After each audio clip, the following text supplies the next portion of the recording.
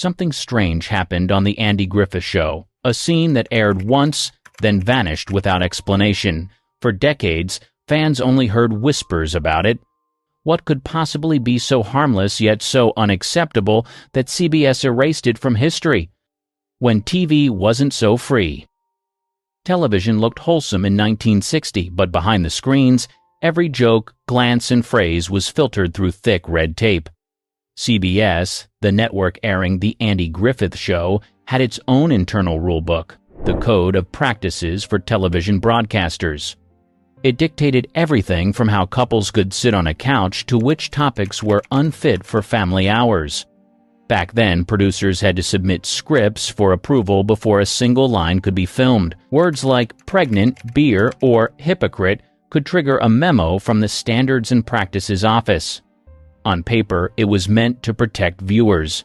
In practice, it strangled creativity. Andy Griffith himself wasn't fond of those boundaries. Born in North Carolina, he built the show around the honest warmth of small-town life, but the censors didn't trust honesty. They wanted Mayberry to be spotless, no moral confusion, no double meanings, no real human flaws. The writer's room felt the pressure immediately. One early episode included a scene where Andy quietly admits that a good man can still break the law by mistake. CBS flagged it. The note read, "Reword moral ambiguity. Sheriff must remain ideal example." The line was changed. The nuance vanished. Television historian Todd Gitlin later wrote that this kind of editing created a fantasy America where lawmen were flawless and kindness always solved everything. Even small details became battlegrounds. Crew members were told to remove anything that hinted at alcohol, including bottles of vanilla extract from kitchen sets.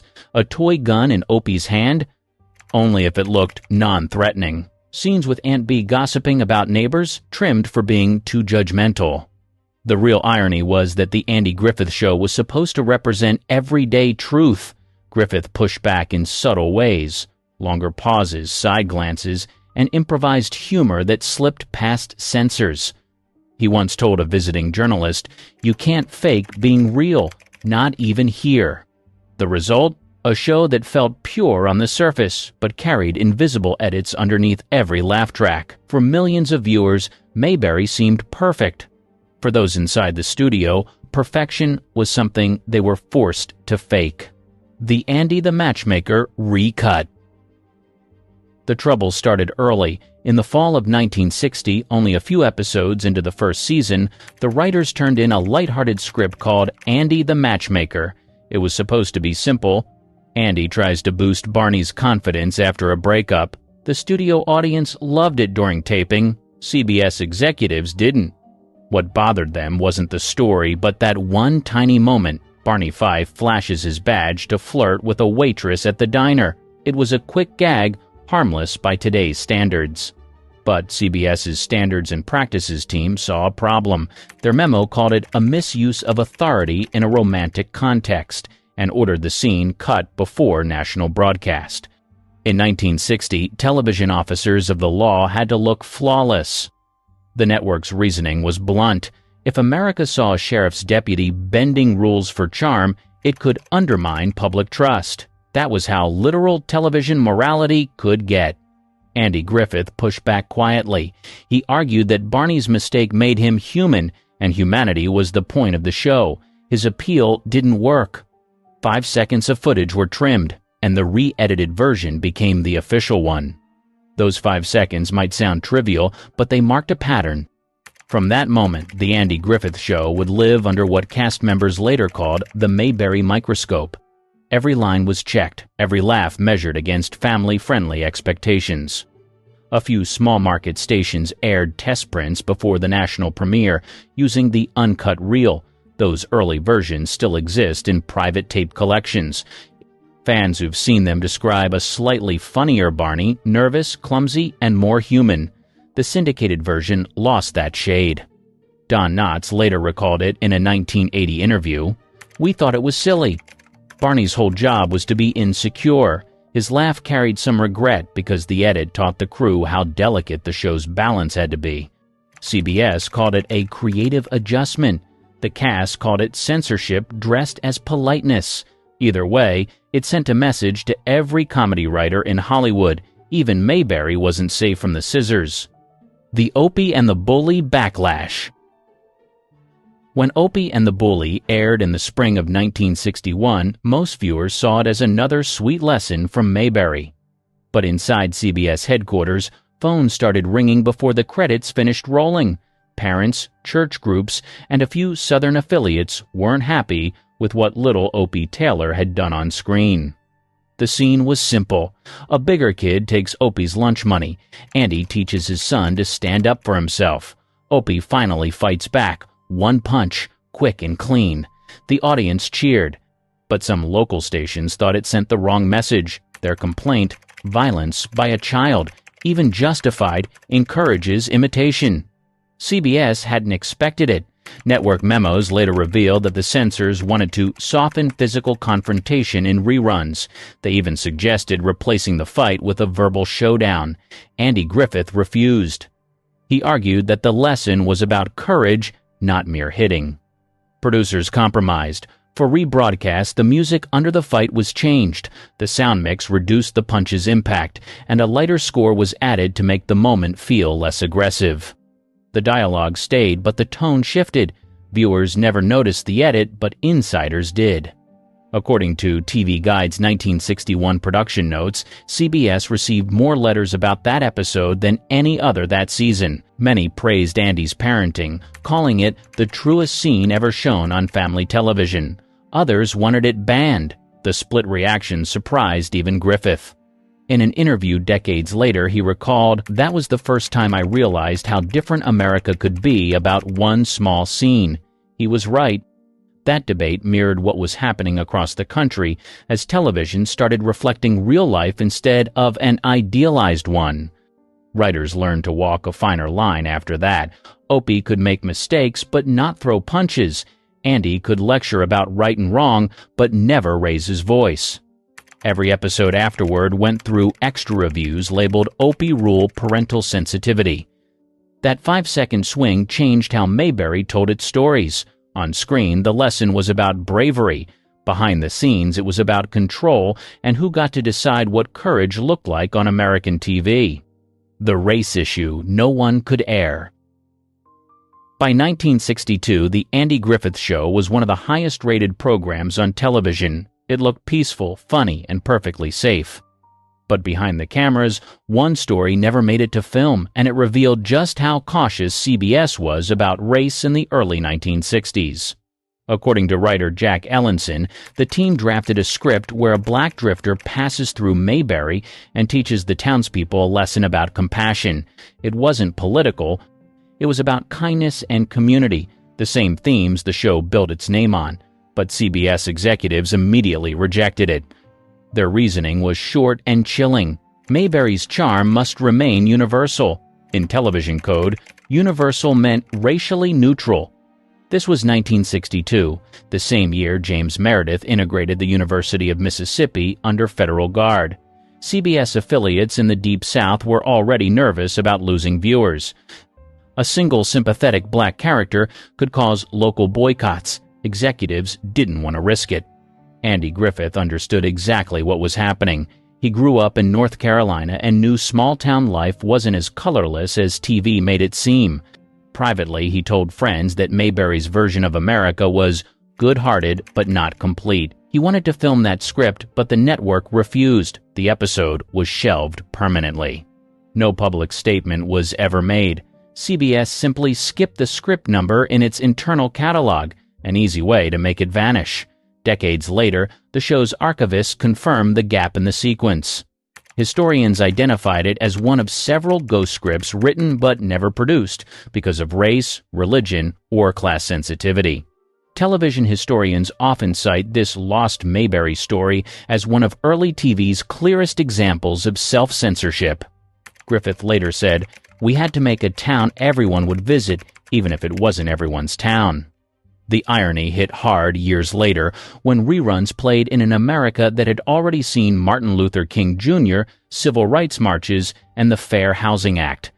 Mayberry stayed the same on screen, frozen in time, untouched by reality. Aunt Bee's liquor joke incident. By 1963, the Andy Griffith Show had become a national comfort blanket. Families trusted Aunt Bee as much as they trusted Andy. That image made her untouchable, and that's exactly why one short line in a dinner scene sent CBS's censors into panic mode. The moment happened in a Season 4 script where Aunt Bee serves rum cake to guests. After taking a bite, she was supposed to smile and say, "Well, that warms you up from the inside." It was mild humor. But to CBS, it crossed a moral line. A respected older woman joking about liquor use? Unacceptable.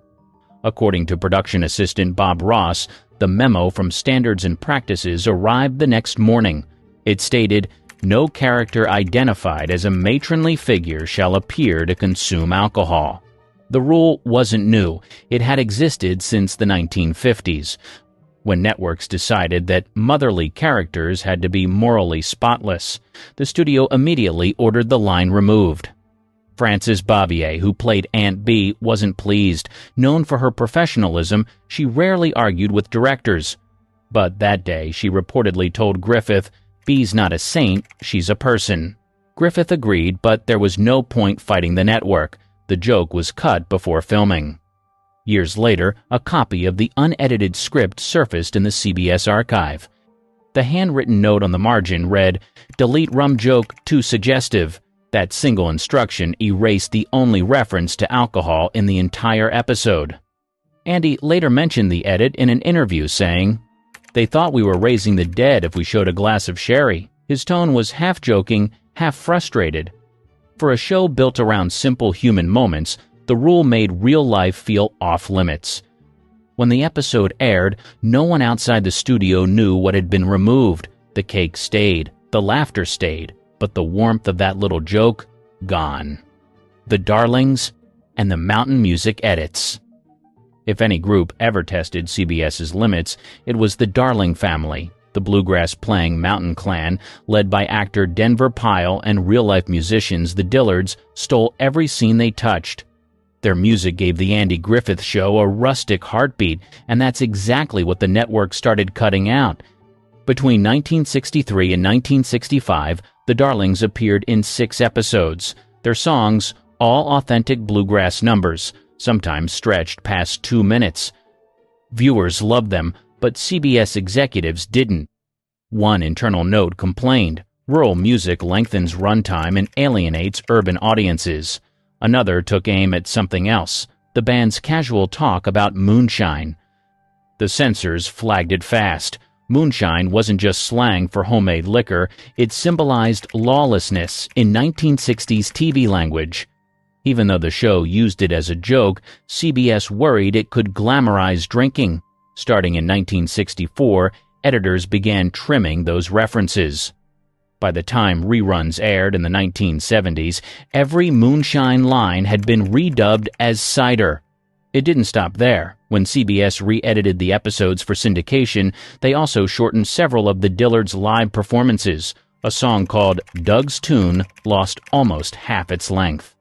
The cuts weren't random. They made room for extra commercials and toned down the hillbilly image that urban markets reportedly found unrefined.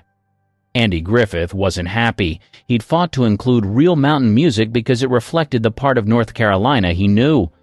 According to co-star Rodney Dillard, Andy told the network, "That's not a stereotype, that's home." But the cuts went through anyway.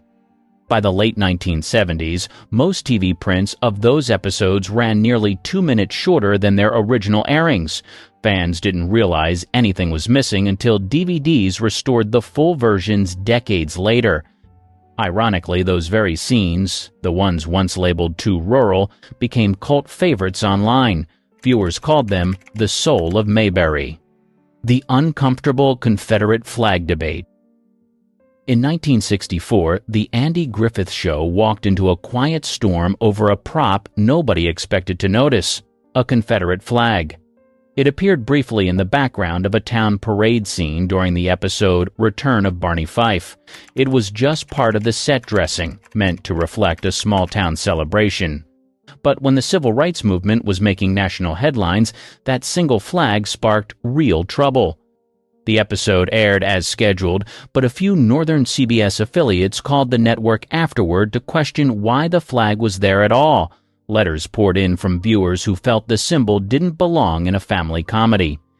One viewer from Illinois wrote, "That flag isn't funny, it's a reminder."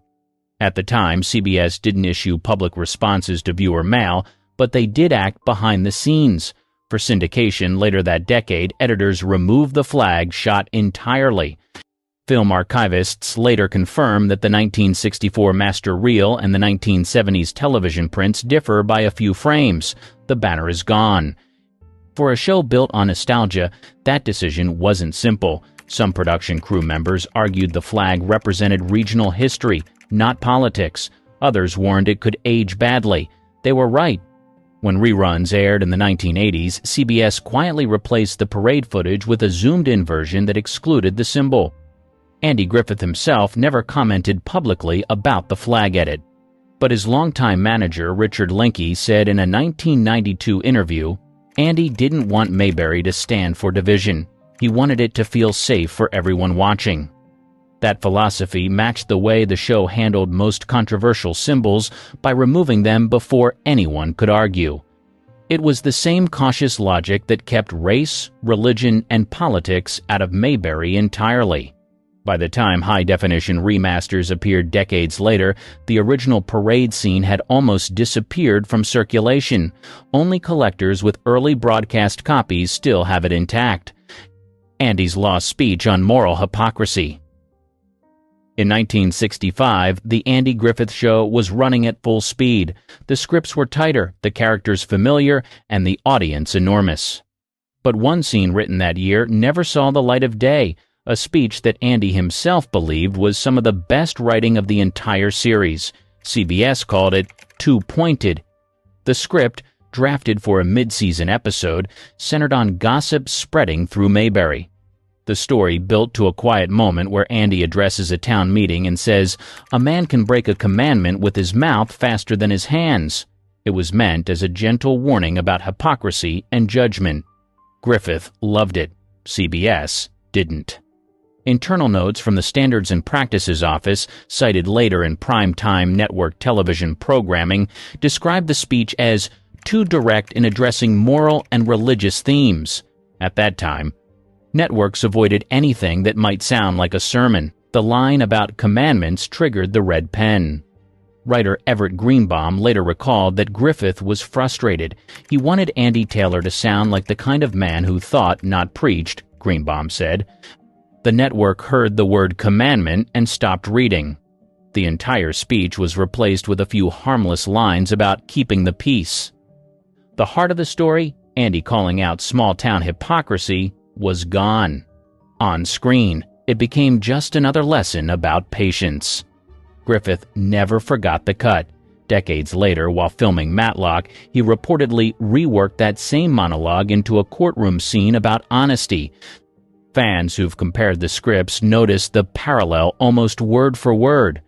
The deleted Griffith Show speech became something of a legend among production staff. Copies circulated quietly among writers who admired how bold it was for the time. One of them called it the scene that would have made Mayberry real. CBS had a different view. The goal was to keep Andy Taylor universally likable, never controversial, never confrontational. A sermon on hypocrisy, even one rooted in decency, risked dividing an audience that came for comfort, not conviction. The 1970s syndication sanitization. By the early 1970s, The Andy Griffith Show had already become a fixture in American living rooms. But when CBS prepared the series for syndication, it didn't just repackage the reruns, but quietly rewrote television history. The process was called content standardization, and it meant every old show had to fit new ad slots, new morals, and new markets. For The Andy Griffith Show, that meant trimming nearly every episode by 1 to 2 minutes. At first, the reason was practical, more time for commercials, but soon the edits went deeper. CBS's internal notes listed entire lines flagged for removal: corporal punishment reference, implied drinking, dated gender tone. The network didn't make public statements about these changes. They simply shipped the edited prints to stations nationwide. What viewers thought were the original episodes were actually sanitized versions. Entire jokes vanished. A quick quip from Barney about borrowing a sip became silence. A moment where Andy scolds Opie with "a switch" was swapped for "a stern talking to." Television historian Richard Kelly later confirmed that these changes created what fans now call the syndication cut. The idea was to keep the series eternally wholesome, even as the country itself was changing fast. Ironically, this happened during the same decade when American TV was getting bolder. Shows like All in the Family and MASH were breaking barriers, but Mayberry was being scrubbed clean. CBS executives wanted older programs to remain timeless, which meant erasing anything that made them too real. The result was a quieter, flatter Mayberry. For years, audiences assumed the shortened episodes were identical to the originals. Only when home video releases appeared in the 1980s did fans notice scenes missing, a few lines here, a reaction shot there. In total, nearly 40 minutes of footage disappeared across the series. One network editor described it best in a 1973 memo. Mayberry must live outside history. It did. On cable reruns and family channels, the town looked frozen in perfect harmony. The irony, the more CBS tried to preserve innocence, the more it erased the authenticity Andy Griffith fought for. The true hidden scene that remains. Not every mystery from the Andy Griffith Show is rumor. One piece of real lost footage still exists, a rare behind-the-scenes moment that fans call the hidden scene. It wasn't scandalous, but it said everything about how tightly CBS controlled its image. The clip came from a rehearsal in 1960, shot before the series had even aired. Andy Griffith, Don Knotts, and Francis Bavier were blocking a living room scene when Andy accidentally flubbed a line. He laughed, looked straight at the camera, and muttered, "We can't show this, can we?" Everyone cracked up. A studio assistant kept the camera rolling, capturing a few seconds of unscripted laughter. That moment never appeared in the final cut. In fact, it wasn't even supposed to exist. Back then, outtakes were destroyed once editing wrapped. But a film editor saved the reel as a keepsake.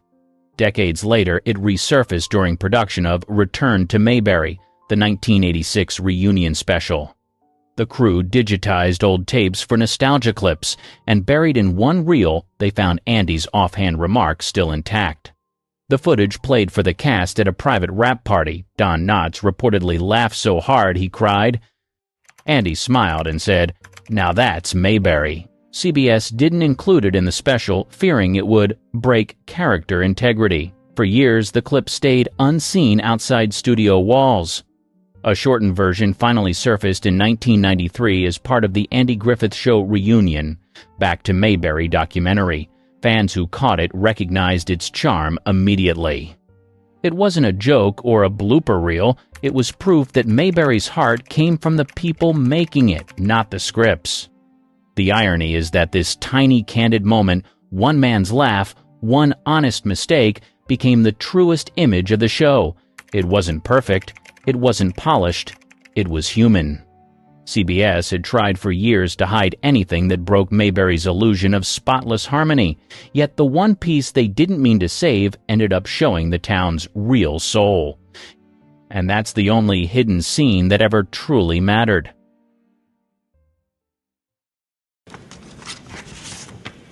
The winner is Gig Young. They weren't just stars, they were predators, bullies, and liars. Hollywood told you to love them. History shows you why you shouldn't have. William Desmond Taylor murder scandal.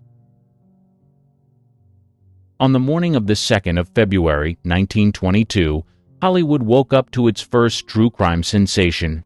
William Desmond Taylor, a respected director and actor, was found dead in his Los Angeles bungalow. A single gunshot ended his life.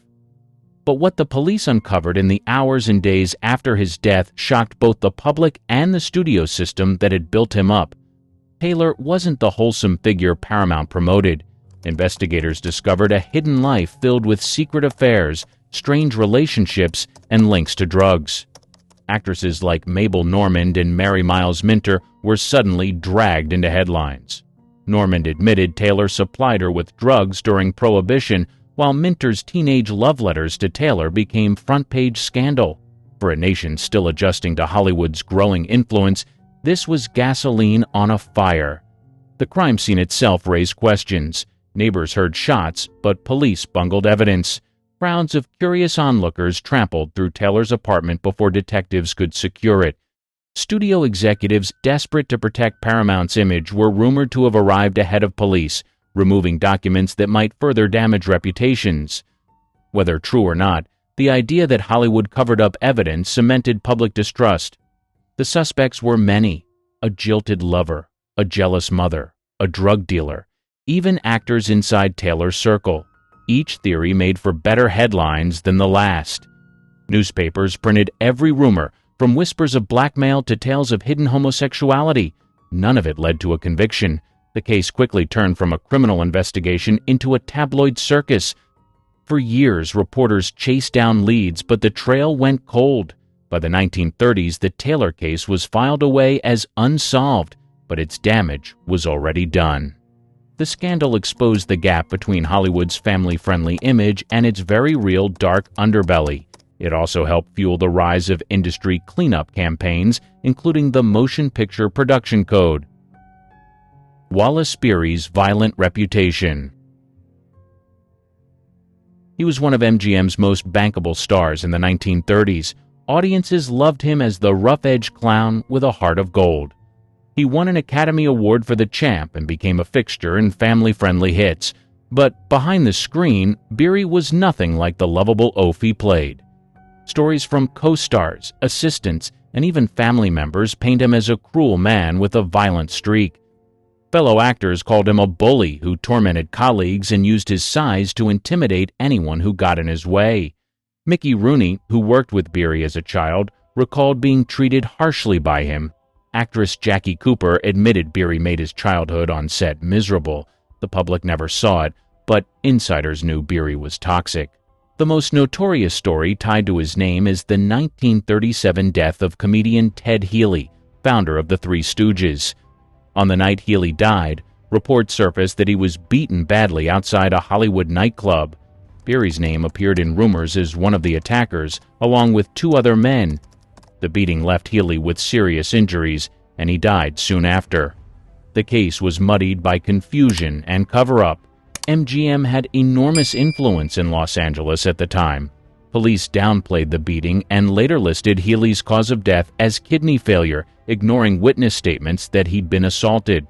Beery conveniently left the country right after the incident, taking what was described as a sudden vacation to Europe. Many historians believe the studio sent him abroad to keep him away from questioning. No charges were ever filed, and the incident faded from official record. But the whispers never stopped. Biographers and Hollywood historians continue to point to Beery's reputation for violence as evidence that the studio system buried the truth. Even away from that scandal, Beery's personal life was full of ugly behavior. He divorced actress Gloria Swanson after a short and bitter marriage. Swanson later accused him of cruelty and even abuse. Others described him as cheap, selfish, and nearly impossible to work with. On screen, Beery played the underdog the audience rooted for. Off-screen, he was feared and despised. Lionel Atwill's scandalous arrest. By the early 1940s, Lionel Atwill was a familiar face in horror films. Audiences knew him from Son of Frankenstein and The Vampire Bat, where he played menacing doctors and scheming villains. Off-camera, though, his private life would soon prove stranger and far more destructive than anything Universal could put on screen. In 1941, police began investigating reports of wild parties held at Atwill's Los Angeles mansion. The rumors went far beyond ordinary Hollywood nightlife.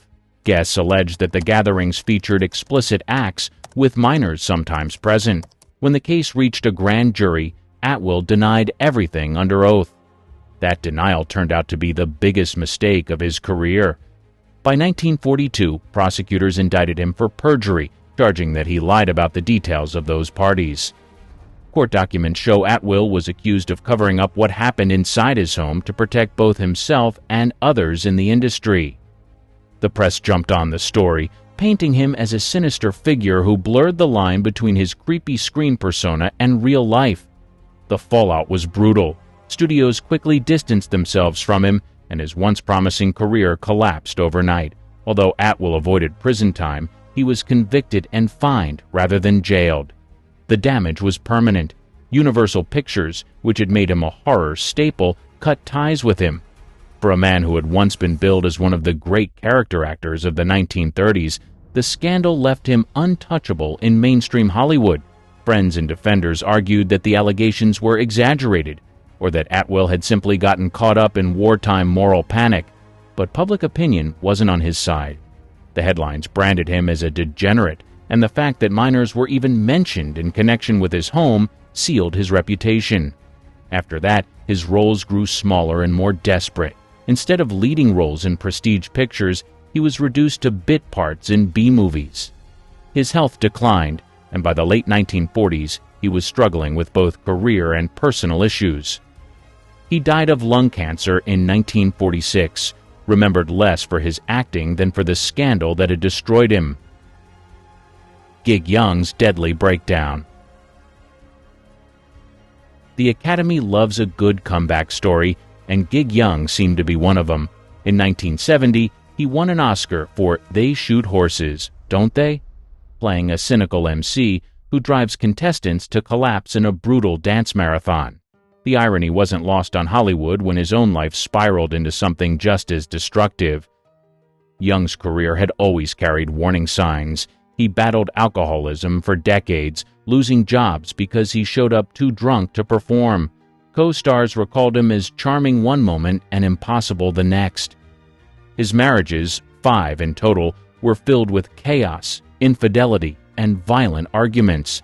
Studios tolerated it while he was bankable, but his reputation made him harder to hire as the years passed. By the late 1970s, his career was collapsing. He had been fired from Blazing Saddles after showing up intoxicated on set. He was nearly broke and struggling to stay relevant. In September 1978, he married his 5th wife, Kim Schmidt, a young German actress. Friends described the relationship as tense from the beginning, with Young showing signs of paranoia and instability. Just weeks later, on the 19th of October, 1978, police responded to their New York apartment. Inside, they found Schmidt fatally shot and Young dead beside her, the revolver still in his hand. Investigators ruled it a murder-suicide. The news stunned Hollywood. How could a man who once stood on stage holding an Oscar end up in such a bleak tabloid headline? The public reaction was immediate. Newspapers ran photos of Young's glamorous past alongside grim reports of his final night. Colleagues mourned, but few were truly surprised. His history of addiction and erratic behavior made the tragedy feel inevitable to those who had seen him unravel. The case also sparked conversation about how Hollywood handled addiction. In the 1970s, there was little accountability or support for stars whose drinking or drug use endangered their work and relationships. Studios simply replaced them, and friends often looked the other way. Young's death became a grim example of what unchecked self-destruction could lead to. Marlon Brando's dark legacy. By the 1970s, Marlon Brando was already being hailed as the greatest actor of his generation. The Godfather and Last Tango in Paris cemented his legend. But the brilliance came with stories that exposed cruelty, recklessness, and damage that stretched far beyond the screen. The most notorious incident surrounds Last Tango in Paris, 1972. In later interviews, actress Maria Schneider revealed she had not been told about the details of a disturbing butter scene until the cameras were rolling. Director Bernardo Bertolucci admitted he and Brando kept it from her to provoke a real reaction. Schneider said she felt humiliated and powerless. The fallout years later turned the film into a case study of how Hollywood exploited young actresses. On sets, Brando's behavior became infamous. He refused to learn lines, demanded cue cards, and mocked directors. Co-stars described him as sabotaging scenes out of spite. Francis Ford Coppola admitted Brando nearly derailed Apocalypse Now with delays and arrogance. What audiences saw as method genius often looked like outright sabotage to those forced to work with him. His personal life carried even darker shadows. Brando's home was marked by dysfunction and tragedy. His son, Christian, shot and killed Dag Drolet, the boyfriend of Brando's daughter Cheyenne, in 1990. Christian was convicted of manslaughter. Cheyenne herself struggled with mental illness and later took her own life at 25. Brando's chaotic household became a headline spectacle, reinforcing the sense that destruction followed him everywhere. Brando also used his fame to humiliate others. In the 1970s, he was accused of manipulating lovers, abandoning partners, and fathering children he refused to acknowledge. Accounts from family members describe a man who thrived on control but left lasting scars on those closest to him. Even in later years, when he retreated from acting, Brando continued to stir controversy with lawsuits, public feuds, and erratic interviews. His reputation as a pioneer of modern acting couldn't erase the trail of hurt he left behind. Michael Landon's abusive image. Television audiences in the 1970s and 82nd adored Michael Landon. As Charles Ingalls on Little House on the Prairie and later as the gentle angel in Highway to Heaven, he became America's symbol of kindness and family values. But people who worked with him told a very different story. Melissa Gilbert, who played his daughter on Little House, described Landon as controlling and manipulative. In her memoir, she recalled moments where he mocked or belittled others on set. While he played the role of a saintly father on television, cast members often said the environment behind the scenes was tense, with Landon making sure he always had the upper hand. His personal life revealed this same pattern. Landon's first wife, Lynn No, spoke publicly about his serial infidelity. Their marriage ended after nearly 20 years when he left her for a younger woman who worked on the Little House crew.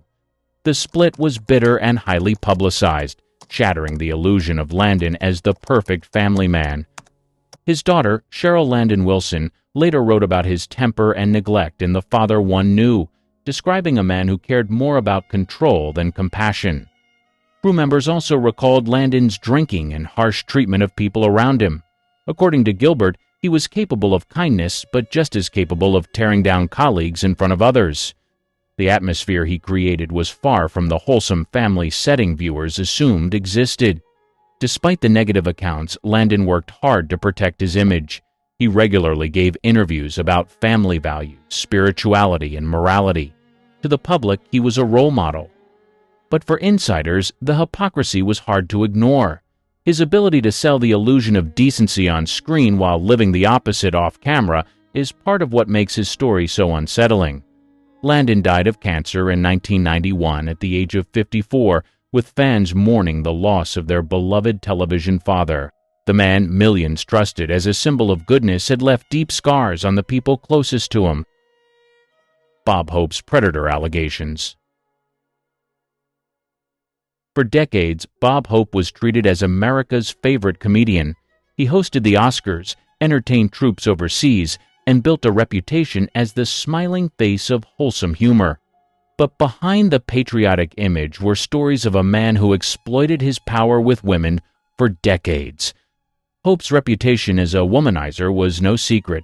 Biographers described a long list of affairs, many with women who worked under him on tours or productions. Richard Zoglin's 2014 book, Hope, Entertainer of the Century, detailed accounts of harassment, coercion, and manipulation that stretched from the 1940s through the 1980s. Women who crossed paths with him on USO tours later spoke of encounters where Hope pressured them into intimacy, framing it as the price of staying in his good graces. At NBC, where he ruled television variety specials, assistants recalled the work environment as dominated by his advances. The power imbalance was clear. Resisting Hope's attention often meant losing opportunities. Actresses and entertainers who depended on his shows for exposure had little leverage to push back.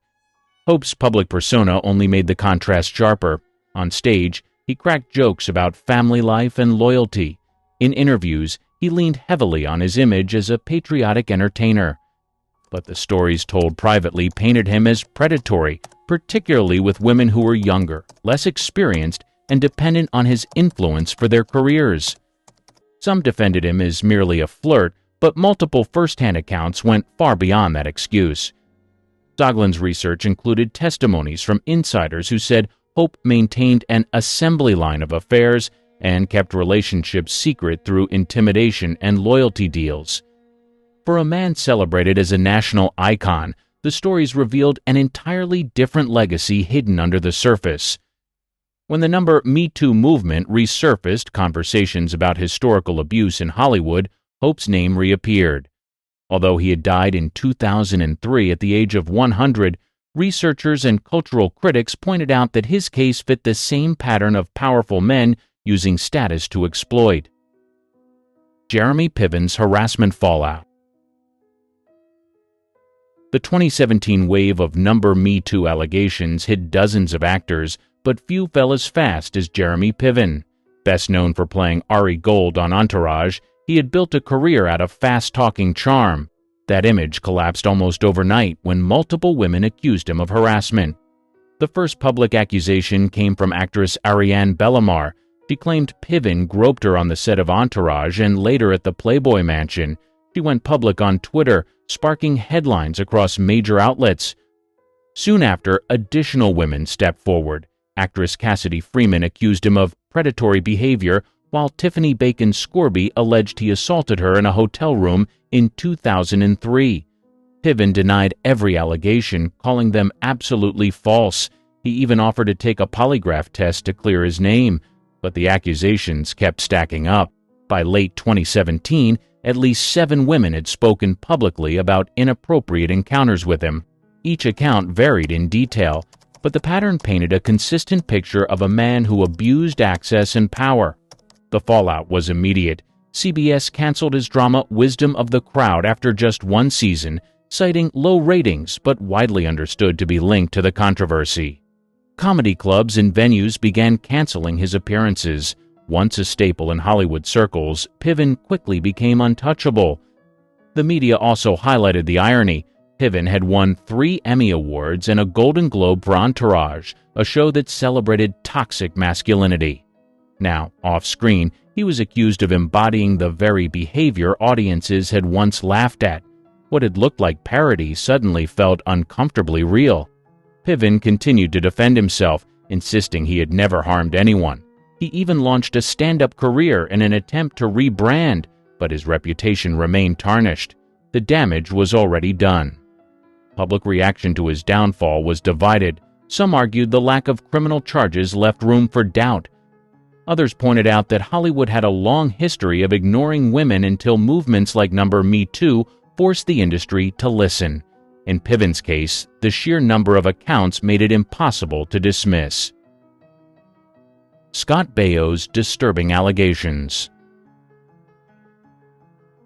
By 2018, Scott Baio was better known for political outbursts than acting roles, but that year, his name made headlines for reasons that went far beyond social media. Former Charles in Charge co-star Nicole Eggert accused him of sexually abusing her when she was underage. Eggert went public on Megyn Kelly Today, saying the abuse began when she was 14 or 15 and lasted through her teen years on set. She claimed Baio groomed her with attention, then pressured her into a sexual relationship that left her feeling trapped. He was in his 22nd. I was not old enough to consent, she told the audience. Baio denied the allegations, insisting their relationship was consensual and began only after Eggert turned 18. He even staged his own Facebook Live video to defend himself.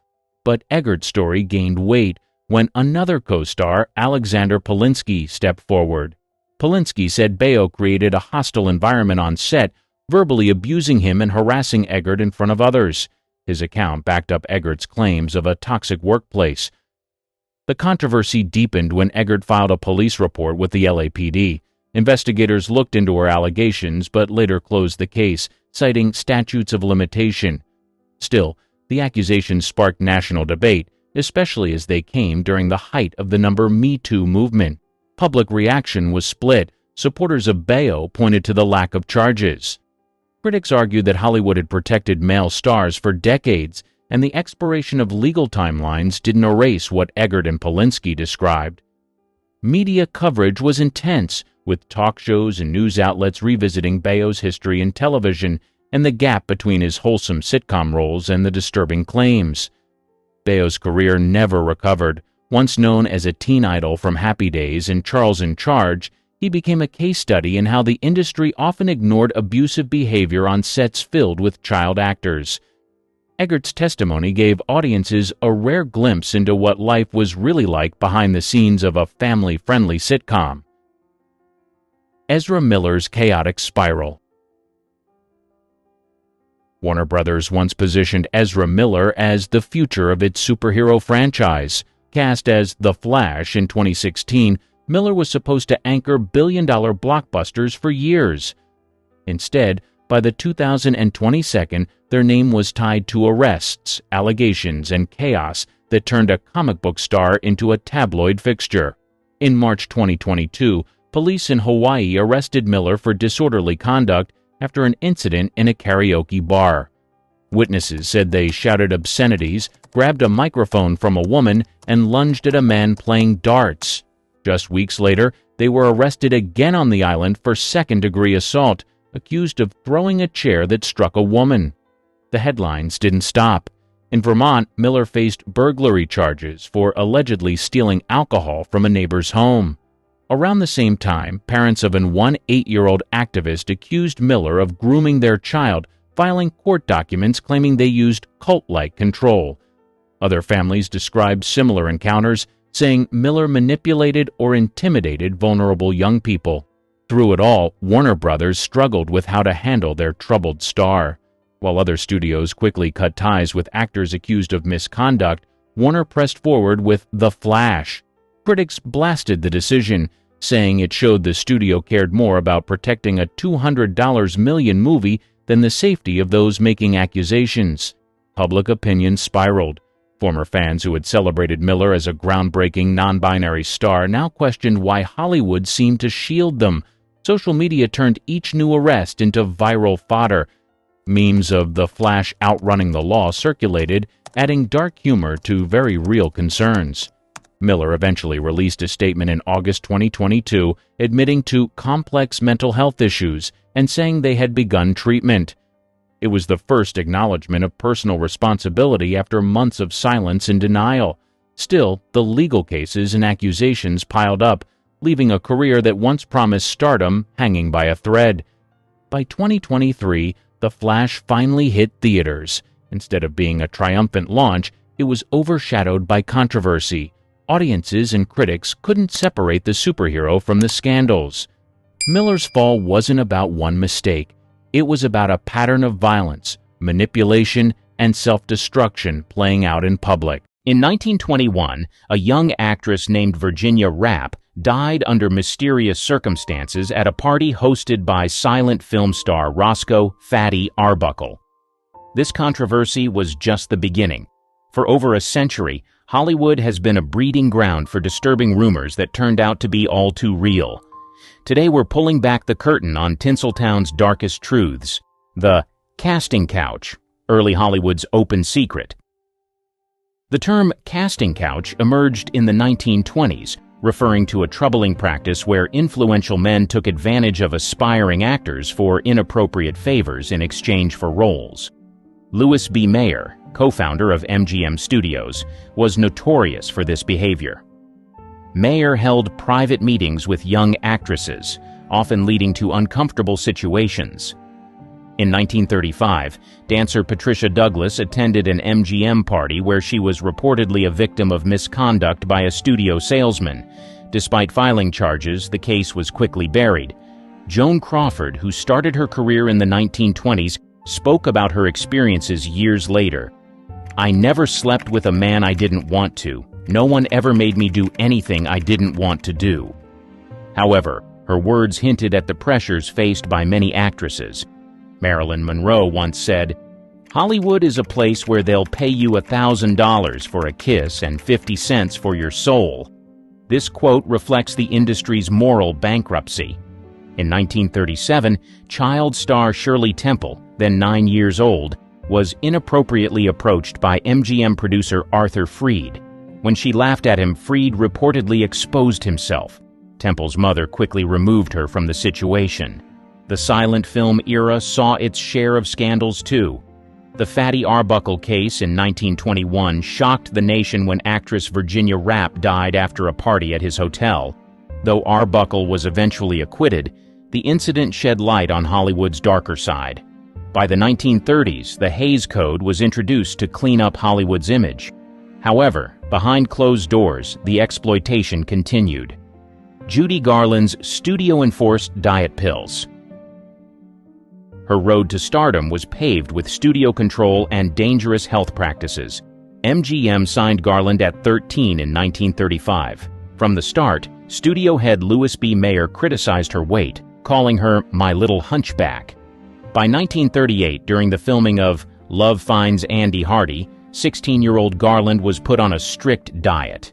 Studio doctors prescribed Benzedrine and amphetamine for weight loss and seconal barbiturate to help her sleep. This dangerous cocktail kick-started a lifelong struggle with addiction. Garland's daily meal often consisted of just soup, black coffee, and 80 cigarettes, along with the prescribed pills. During the filming of The Wizard of Oz in 1939, the studio wanted her to lose more weight. She was 17 and weighed 94 pounds. In 1943, while filming Girl Crazy, Garland collapsed on set multiple times due to exhaustion and malnutrition. The studio's response was to give her a brief rest before pushing her back to work. Garland later recalled, "They had us working days and nights on end. They'd give us pills to keep us on our feet long after we were exhausted. Then they'd take us to the studio hospital and knock us out with sleeping pills." By 1947, Garland's health had deteriorated significantly. She attempted to end herself on the set of The Pirate. Despite this, MGM continued to push her, leading to her suspension in 1948 due to erratic behavior caused by addiction. "I was in the studio system for 15 years and I thought they were going to kill me," Garland said in a 1967 interview. She suffered numerous breakdowns and was admitted to sanitariums multiple times throughout her career. The long-term effects of this studio-enforced regimen were devastating. Garland struggled with addiction and health issues for the rest of her life. She died in 1969 at age 47 from an accidental overdose, a tragic end tied directly to the abusive practices she endured in her youth. Alfred Hitchcock's obsession with Tippi Hedren. His obsession with Tippi Hedren during the early 1960s revealed a dark side to the famed director. Hedren, a model-turned-actress, was discovered by Hitchcock in a TV commercial in 1961. He immediately signed her to a 7-year contract. Hedren's first role was in The Birds, 1963. During filming, Hitchcock's behavior became increasingly controlling. He dictated her wardrobe off-set and forbade her from socializing with the cast and crew. Hedren later stated, "Every time I'd be talking with a male member of the cast or crew, my next exchange with Hitchcock would be icy." The most harrowing incident occurred during the filming of the attic scene. Hedren was told mechanical birds would be used. Instead, live birds were thrown at her for 5 days straight. She suffered cuts, exhaustion, and a nervous breakdown. When a bird nearly pecked her eye, she snapped, "I think you got your scene, Mr. Hitchcock." In 1964, during the production of Marnie, Hitchcock's obsession intensified. He had a mask of Hedren's face made for his personal use and installed a secret door between his office and her dressing room. Hedren recounted a disturbing incident in her trailer. "He touched me inappropriately. It was uncomfortable and deeply unsettling. The harder I fought him, the more aggressive he became." After Hedren refused his advances, Hitchcock threatened to ruin her career. True to his word, he kept her under contract for 2 years without work, effectively stalling her career. Hitchcock's behavior wasn't limited to Hedren. Actress Diane Baker, who co-starred in Marnie, observed, "I saw Hitchcock verbally abuse Tippi and I was shocked." In 1966, Hedren finally broke free from her contract with Hitchcock. However, the director's influence in Hollywood made it difficult for her to find work. She later said, "He ruined my career, but he didn't ruin my life." Hedren kept silent about these experiences for decades, only speaking out in detail in her 2016 memoir, Tippi. Her story shed light on the abuse of power that was all too common in Hollywood during that era. Roman Polanski's assault case. On March 10, 1977, film director Roman Polanski, then 43, was arrested in Los Angeles. The charge, drugging and misconduct of a 13-year-old girl, Samantha Gailey, now Guymer. The incident occurred at actor Jack Nicholson's home during a photo shoot for French Vogue. According to court documents, Polanski gave Gailey champagne and part of a Quaalude. He then allegedly continued with inappropriate actions despite her objections. Gailey later testified, "I was mostly just on and off saying, 'No, stop,' but I was afraid." Polanski faced legal charges on multiple counts related to inappropriate conduct, including allegations involving the use of a controlled substance and misconduct with a minor. He initially pleaded not guilty to all charges, but later accepted a plea bargain. On August 8, 1977, Polanski pleaded guilty to unlawful activity with a minor. Per the plea deal, the probation report recommended probation. However, on the day of sentencing, February 1, 1978, Polanski fled to France. He had learned that the judge, Lawrence J. Rittenband, planned to sentence him to prison and subsequent deportation.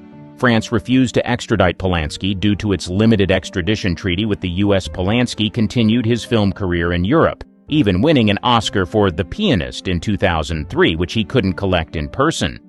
In 2009, Polanski was arrested in Switzerland at the request of U.S. authorities. He spent 67 days in custody before being released and returning to France.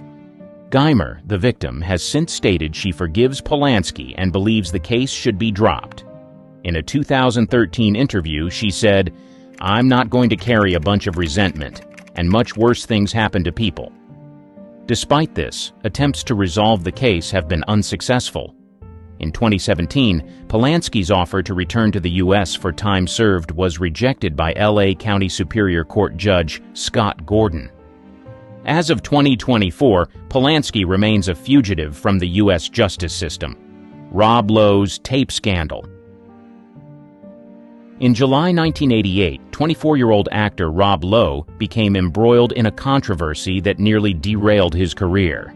The incident occurred during the Democratic National Convention in Atlanta, where Lowe was supporting presidential candidate Michael Dukakis.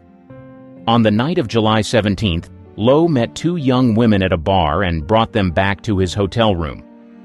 Unbeknownst to Lowe, one of the women, 16-year-old Jan Parsons, was underage. The encounter was videotaped, creating what would become one of Hollywood's first celebrity intimacy tape controversies. The tape surfaced months later when Parsons' mother found it and reported it to the authorities. On February 24, 1989, the story broke in the media, causing immediate shockwaves in Hollywood and beyond. Lowe initially denied any wrongdoing, claiming he didn't know Parsons was underage. He stated, "I didn't ask for ID going into a club. It was Atlanta, the home of Coca-Cola, not the home of underage girls." The controversy had severe consequences for Lowe's career. He was dropped from several film projects and lost numerous endorsement deals. His appearance at the 1989 Academy Awards was met with open hostility from some attendees. Legal ramifications followed. Lowe faced criminal charges for misconduct with a minor and distributing explicit material. To avoid prosecution, he agreed to perform 20 hours of community service in his home state of Ohio.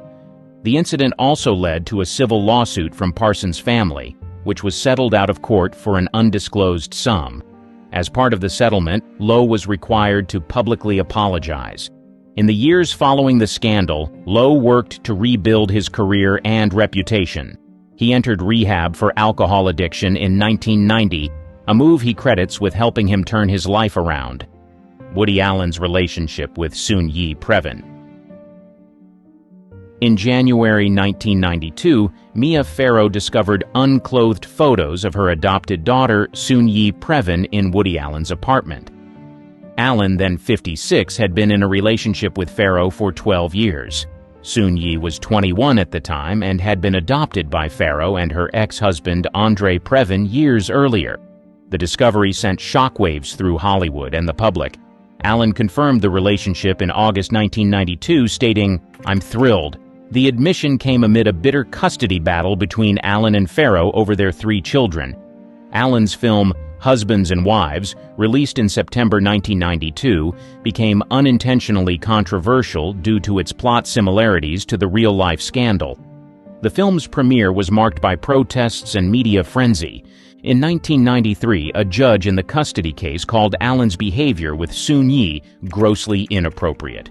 The court denied Allen visitation rights with his daughter Dylan and limited contact with his son Satchel, now Ronan Farrow. Despite the controversy, Allen and Soon-Yi married in Venice on December 23, 1997. Allen was 62, Soon-Yi 27. The ceremony was small, with only a handful of guests present. In a rare 2015 interview with NPR, Allen addressed the relationship's beginnings. "I was paternal. She responded to someone paternal." This statement further fueled critics who found the relationship's power dynamics disturbing. The scandal significantly impacted Allen's career. Several actors, including Greta Gerwig and Timothée Chalamet, later expressed regret for working with him. Amazon Studios terminated a 4-picture deal with Allen in 2019, citing renewed allegations of misconduct by Dylan Farrow. As of 2024, Allen and Soon-Yi remain married and have 2 adopted daughters. The controversy continues to spark debates about power, consent, and morality in Hollywood relationships. R. Kelly's illegal marriage to Aaliyah. On August 31, 1994, R&B singer R. Kelly, then 27, illegally married his 15-year-old protégée Aaliyah in a secret ceremony in Rosemont, Illinois. The marriage certificate falsely listed Aaliyah's age as 18. Kelly had met Aaliyah 3 years earlier when she was 12.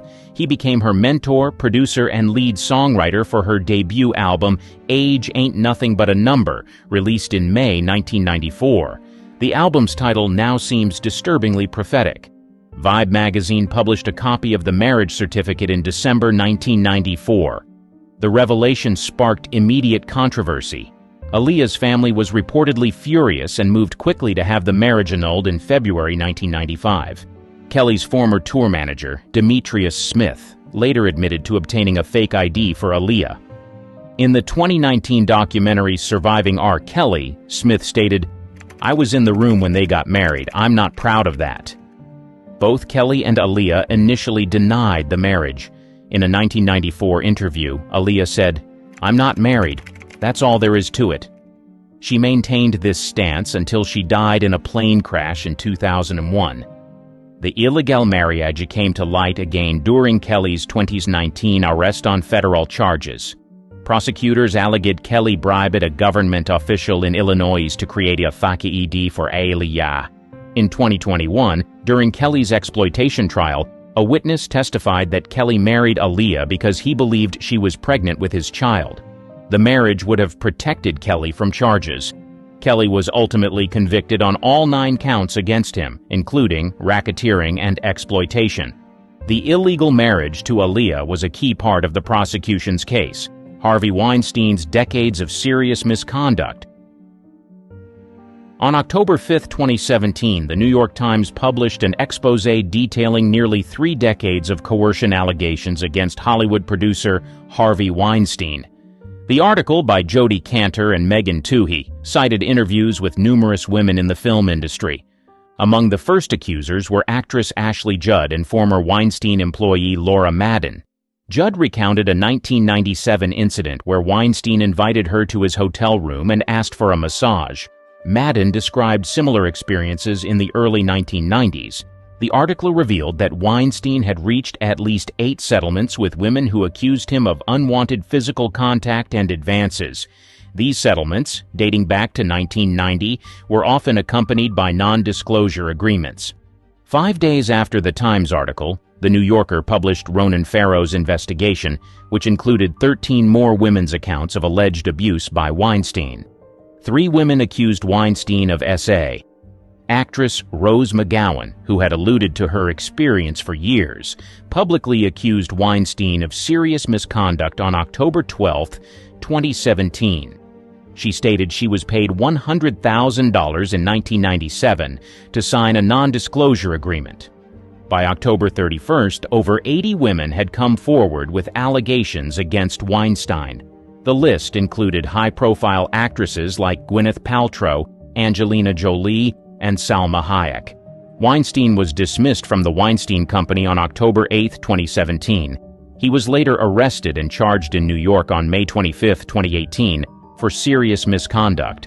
On February 24, 2020, Weinstein was found guilty of 2 serious offenses and sentenced to 23 years in prison. Bill Cosby's serial assaults. For decades, Bill Cosby was known as America's dad, beloved for his role on The Cosby Show. However, beneath this wholesome image lurked a serial predator whose crimes spanned half a century.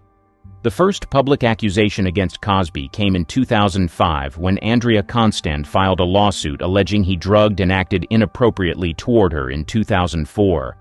During the case, 13 other women came forward with similar stories. The suit was settled out of court in 2006 for $338 million. Despite these allegations, Cosby's career continued largely unaffected until October 16, 2014. During a stand-up performance in Philadelphia, comedian Hannibal Buress seriously referred to Cosby, rekindling public interest in the allegations against him. In the following months, dozens of women came forward with stories of coercion dating back to the 1960s. Many described a similar pattern. Cosby would offer them drinks, which were allegedly drugged, and then essay them while they were incapacitated. On December 30, 2015, Cosby was arrested and charged with 3 counts of aggravated indecent moves against Andrea Constand. This was the first criminal case against Cosby, as most other allegations fell outside the statute of limitations. Cosby's first trial in 2017 ended in a mistrial due to a hung jury. However, in a retrial on April 26, 2018, Cosby was found guilty on all 3 counts. On September 25, 2018, he was sentenced to 3 to 10 years in state prison. During the trial, 5 other women testified about their experiences with Cosby, establishing a pattern of behavior. One of these women, Janice Dickinson, testified that Cosby coerced her in 1982 after giving her a pill. Cosby's conviction was overturned by the Pennsylvania Supreme Court on June 30, 2021, due to a violation of his due process rights. He was released from prison the same day, having served nearly 3 years. Kevin Spacey's predatory behavior. On October 29, 2017, actor Anthony Rapp alleged that Kevin Spacey made a misappropriate advance toward him in 1986, when Rapp was 14 and Spacey was 26. This accusation, published in a BuzzFeed article, marked the beginning of Spacey's downfall. Spacey responded on Twitter, claiming no memory of the incident, but offering an apology. In the same statement, he came out as gay, a move widely criticized as an attempt to deflect from the allegations. Following Rapp's accusation, numerous other men came forward with similar stories. On November 1, 2017, actor Roberto Cavazos alleged that Spacey groped him in the mid-2000s at the Old Vic Theatre in London, where Spacey was artistic director from 2004 to 2015. The Old Vic conducted an internal investigation revealing 20 personal testimonies of alleged inappropriate behavior by Spacey between 1995 and 2013. Many of these incidents occurred on the theater's premises. On November 3, 2017, Netflix cut all ties with Spacey, halting production on House of Cards and shelving his film Gore. Ridley Scott reshot Spacey's scenes in All the Money in the World, replacing him with Christopher Plummer just weeks before the film's release. In 2018, Spacey was charged with indecent conduct in Nantucket, Massachusetts, for allegedly groping an 18-year-old man in 2016. The case was later dropped when the accuser invoked his Fifth Amendment rights during a hearing about his missing phone.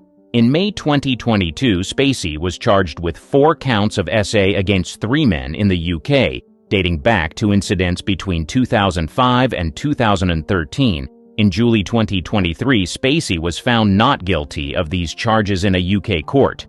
Despite the court verdict, Spacey's career has been irreparably damaged. His last major film role was in 2018's Billionaire Boys Club, which earned only $618 on its opening day. Hollywood sold them as heroes, but while they smiled for the camera, they were cheating their spouses, bullying co-stars, and ruining careers. These aren't the actors you think they are, and their secrets were buried for decades. Fred Astaire's perfectionist tantrums. He was known for elegance. In Top Hat, 1935, he danced across the screen like he was floating, but off-camera, the mood was far from graceful. During rehearsals, Astaire often lost his temper. He demanded total control, right down to the smallest step. According to Ginger Rogers' 1991 memoir, he yelled at her during dance run-throughs when she didn't match his timing. Even a half-second delay set him off. She wrote, "Fred knew exactly what he wanted, and if you missed it, you heard about it." The crew didn't get off easy either. Rumored notes from 1935 show repeated complaints from production staff. One assistant cameraman reported Astaire screaming over a light being half an inch off mark. Another noted a day of reshoots caused by his insistence that Rogers wasn't sharp enough on a single spin. Behind his calm image, Astaire was relentless. He would rehearse one number for days, sometimes to the point of exhaustion. According to RKO's production logs, the Top Hat shoot ran over budget because of his last-minute changes and retakes. The studio paid up. They knew his name meant big box office, but the team behind the scenes suffered in silence. What made it worse was how fans saw him. The public believed he was kind, soft-spoken, and charming. He played those roles well on and off screen. Reporters who visited the set only saw the polished man, not the one who shouted during takes or called out Rogers in front of the crew. In truth, Astaire wasn't just demanding. He could be cruel when things weren't perfect. His tantrums didn't involve fists, but they left lasting damage. Rogers once said the tension made her dread rehearsal days. She wasn't the only one. Several dancers refused to work with him again after Top Hat wrapped. Fred Astaire fooled the world into thinking he was a gentleman. Behind the charm was a perfectionist with no patience for flaws. Greta Garbo's crew disdain. She built her fame on mystery. In Camille, 1936, she played a doomed lover with quiet elegance. Off-camera, that cold silence wasn't just for show. According to MGM production memos, Garbo refused to speak to most crew members on set. She demanded silence during setup, avoided eye contact, and often stood with her back to others until filming began. One lighting technician noted, "She acted like we didn't exist." Crew interviews cited in the 1995 biography, Garbo described her as distant to the point of rudeness. She didn't just want privacy, she demanded isolation. Whispers circulated that her contract included a clause requiring an enclosed tent for resting between takes, even during short pauses. Inside, no one was allowed to speak unless summoned. A wardrobe assistant once broke the rule to ask a costume question and was immediately reassigned to another department. Even directors struggled. George Cukor, who worked with her briefly, said Garbo made collaboration nearly impossible. She wouldn't speak unless it was absolutely necessary, he told biographers. And when she did, it was in the shortest words possible. To the audience, her silence added to her allure. Fans called her soulful and deep, interpreting her quiet as wisdom. But to the people who worked around her, it felt more like contempt. Stagehands began calling her the icebox behind her back. Garbo's fame let her get away with it. MGM promoted her as mysterious and noble. Her attitude was reframed as method acting or emotional preparation, but the crew knew better. Many said working on Camille was one of the coldest experiences of their careers, literally and emotionally. She didn't yell or insult, she just acted like people weren't there.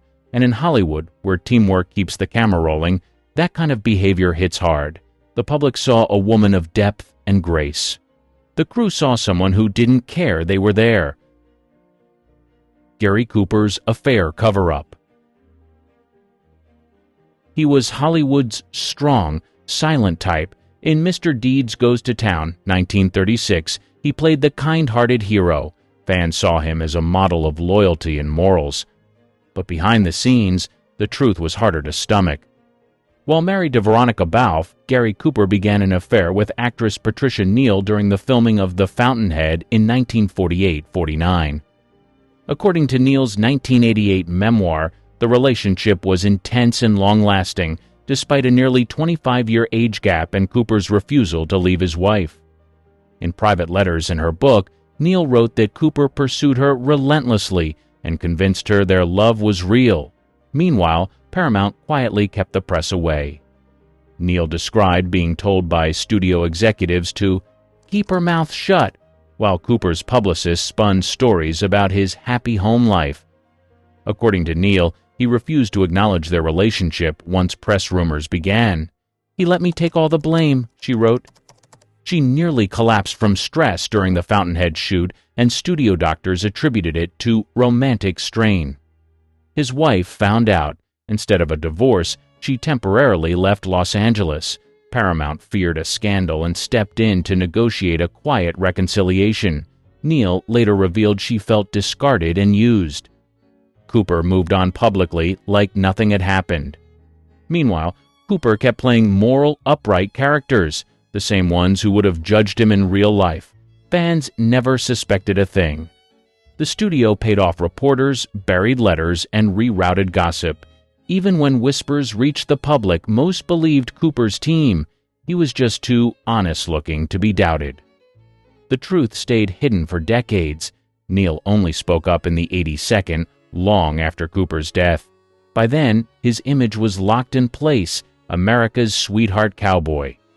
No one wanted to picture him as a liar. But the record's clear. Cooper betrayed his wife, manipulated a younger woman, and let the studios cover for him. His reputation was spotless. The truth was anything but. Fans loved the man on screen. They never saw the one behind the camera. Marlene Dietrich's manipulative romances. She lit up the screen in Destry Rides again, 1939, with her sultry voice and bold presence. Audiences saw passion, but for her lovers, passion came with a price. During the late 1930s, Dietrich began a relationship with French actor Jean Gabin. While it started with real affection, Gabin's private letters, later quoted in the 2001 biography Marlene Dietrich, revealed a darker pattern. He claimed she used emotional tactics to keep control. "I was in love," he wrote, "but I was also a pawn." Dietrich had a long history of using relationships to gain favor. She built powerful connections with directors, producers, and actors across the U.S. and Europe. Biographers confirm she often pressured partners to recommend her for roles or sway casting decisions in her favor. In Gabin's case, she insisted he speak to studios about pairing them in future films. When he hesitated, she threatened to end things. One producer later suggested she leveraged her connections to push for script changes. Crew members noted she could be cold and commanding one day, then warm and agreeable the next, especially after studio meetings that seemed to go her way. What made it hard to detect was how charming she could be. Dietrich played her public role perfectly. In press interviews, she talked about love, loyalty, and staying true to her art. Meanwhile, she juggled lovers like business assets. Many didn't speak out. She was too powerful. Even Gabin stayed silent for years, only sharing the truth through his letters after her death. Dietrich's public image, exotic, tragic, irresistible, was too strong. No one wanted to see her as calculated. But the pattern was clear. She knew how to use people, and she did it well. Behind the allure was a woman working every angle to stay in the spotlight. Mickey Rooney's gambling debts. He was America's boy next door. In the Andy Hardy films of the 1940s, he smiled, joked, and won hearts. Off-screen, he couldn't stop placing bets. According to his 1991 memoir, Life is Too Short, Rooney developed a gambling addiction early in his career. By the mid-1940s, he was deep in debt. He admitted to blowing entire paychecks on horse races and card games. The problem got so bad, he once lost $50,000 in a single week, a massive sum at the time. To keep the losses hidden, Rooney leaned on MGM. He would repeatedly request salary advances, sometimes just days after payday. Executives approved them quietly, not wanting to damage his image. One memo from 1944 called him a financial risk, but a valuable one. When MGM stalled on payments, Rooney found other ways. He borrowed from co-stars, directors, and even crew. According to actor friends, he often promised to pay them back after just one more win. Many never saw a dime. He also used charm to escape consequences. Rooney would show up on set late, hungover from all-night games, and still deliver a great take. Directors let it slide. The public never found out. Tabloids painted him as Hollywood's favorite son, while creditors waited outside his dressing room. His first marriage to Ava Gardner didn't help. She later said in interviews that his gambling was out of control and ruined their brief relationship. He'd take her to the racetrack, bet everything, and smile like it was all part of the fun. Behind the grin, the debts kept growing. Even when he made huge sums, millions over his career, he stayed broke. He admitted in his memoir that by the end of the decade, there were days I didn't have enough for gas.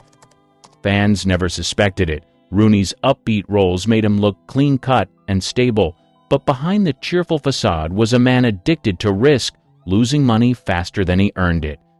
Mickey Rooney wasn't just the happy kid on screen. He was a gambler who leaned on friends, wrecked marriages, and drained studio coffers to chase the next win. Gene Kelly's harsh directing. He made dancing look joyful. In On the Town, 1949, he leapt through New York streets with effortless charm, but behind the scenes, working with him was anything but fun. Kelly co-directed On the Town with Stanley Donen. While Donen handled logistics, Kelly ruled the rehearsal floor. According to interviews with cast and crew, Kelly demanded perfection, then punished anyone who fell short. Co-star Vera Ellen described the process as exhausting, saying Kelly would repeat a scene dozens of times if the timing wasn't perfect. He didn't yell often. He didn't have to. His glare and biting tone were enough. One dancer recalled Kelly stopping a number mid-routine to say, "Are you dancing or drowning? Because right now it looks like the second." That dancer was replaced the next day. Crew members weren't safe either. A lighting assistant, quoted in Gene Kelly, A Life, 2008, said Kelly would reposition people on set without explanation, then snap if a shadow fell wrong. He knew what he wanted. God help you if you didn't give it to him, the assistant said. Kelly's behavior clashed with his public image. He was promoted as the fun-loving Irish-American genius who brought dance to the masses. But on set, his drive made people nervous. One choreographer said Kelly didn't just direct, but controlled. Every toe point, every camera angle, every facial expression had to pass his standard. It didn't stop with On the Town. Years later, Donen said in interviews that their partnership fell apart because Kelly couldn't share credit. The tension between them was obvious by the end of production, but the studio hid it behind upbeat press interviews. Fans never saw the pressure. Kelly's energy masked the stress he put on others. To the public, he was spontaneous and sunny. To those on set, he was demanding and cold when the cameras weren't rolling. Gene Kelly danced with joy on screen, but behind it, he cracked the whip.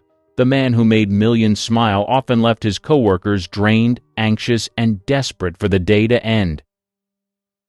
Claudette Colbert's salary blackmail. In The Palm Beach Story, 1942, she played witty and warm with flawless timing. But off-screen, her charm had a price tag, and she made sure studios paid it. During World War II, most stars accepted modest salaries due to wartime cutbacks. Colbert didn't. According to Claudette Colbert, 1998 biography, she threatened to walk off the Palm Beach Story set unless Paramount paid her a last-minute raise, double what was originally agreed. The studio caved. They couldn't afford delays with other wartime restrictions in place. This wasn't a one-time move. Studio memos show she made similar demands on multiple films during the early 1940s.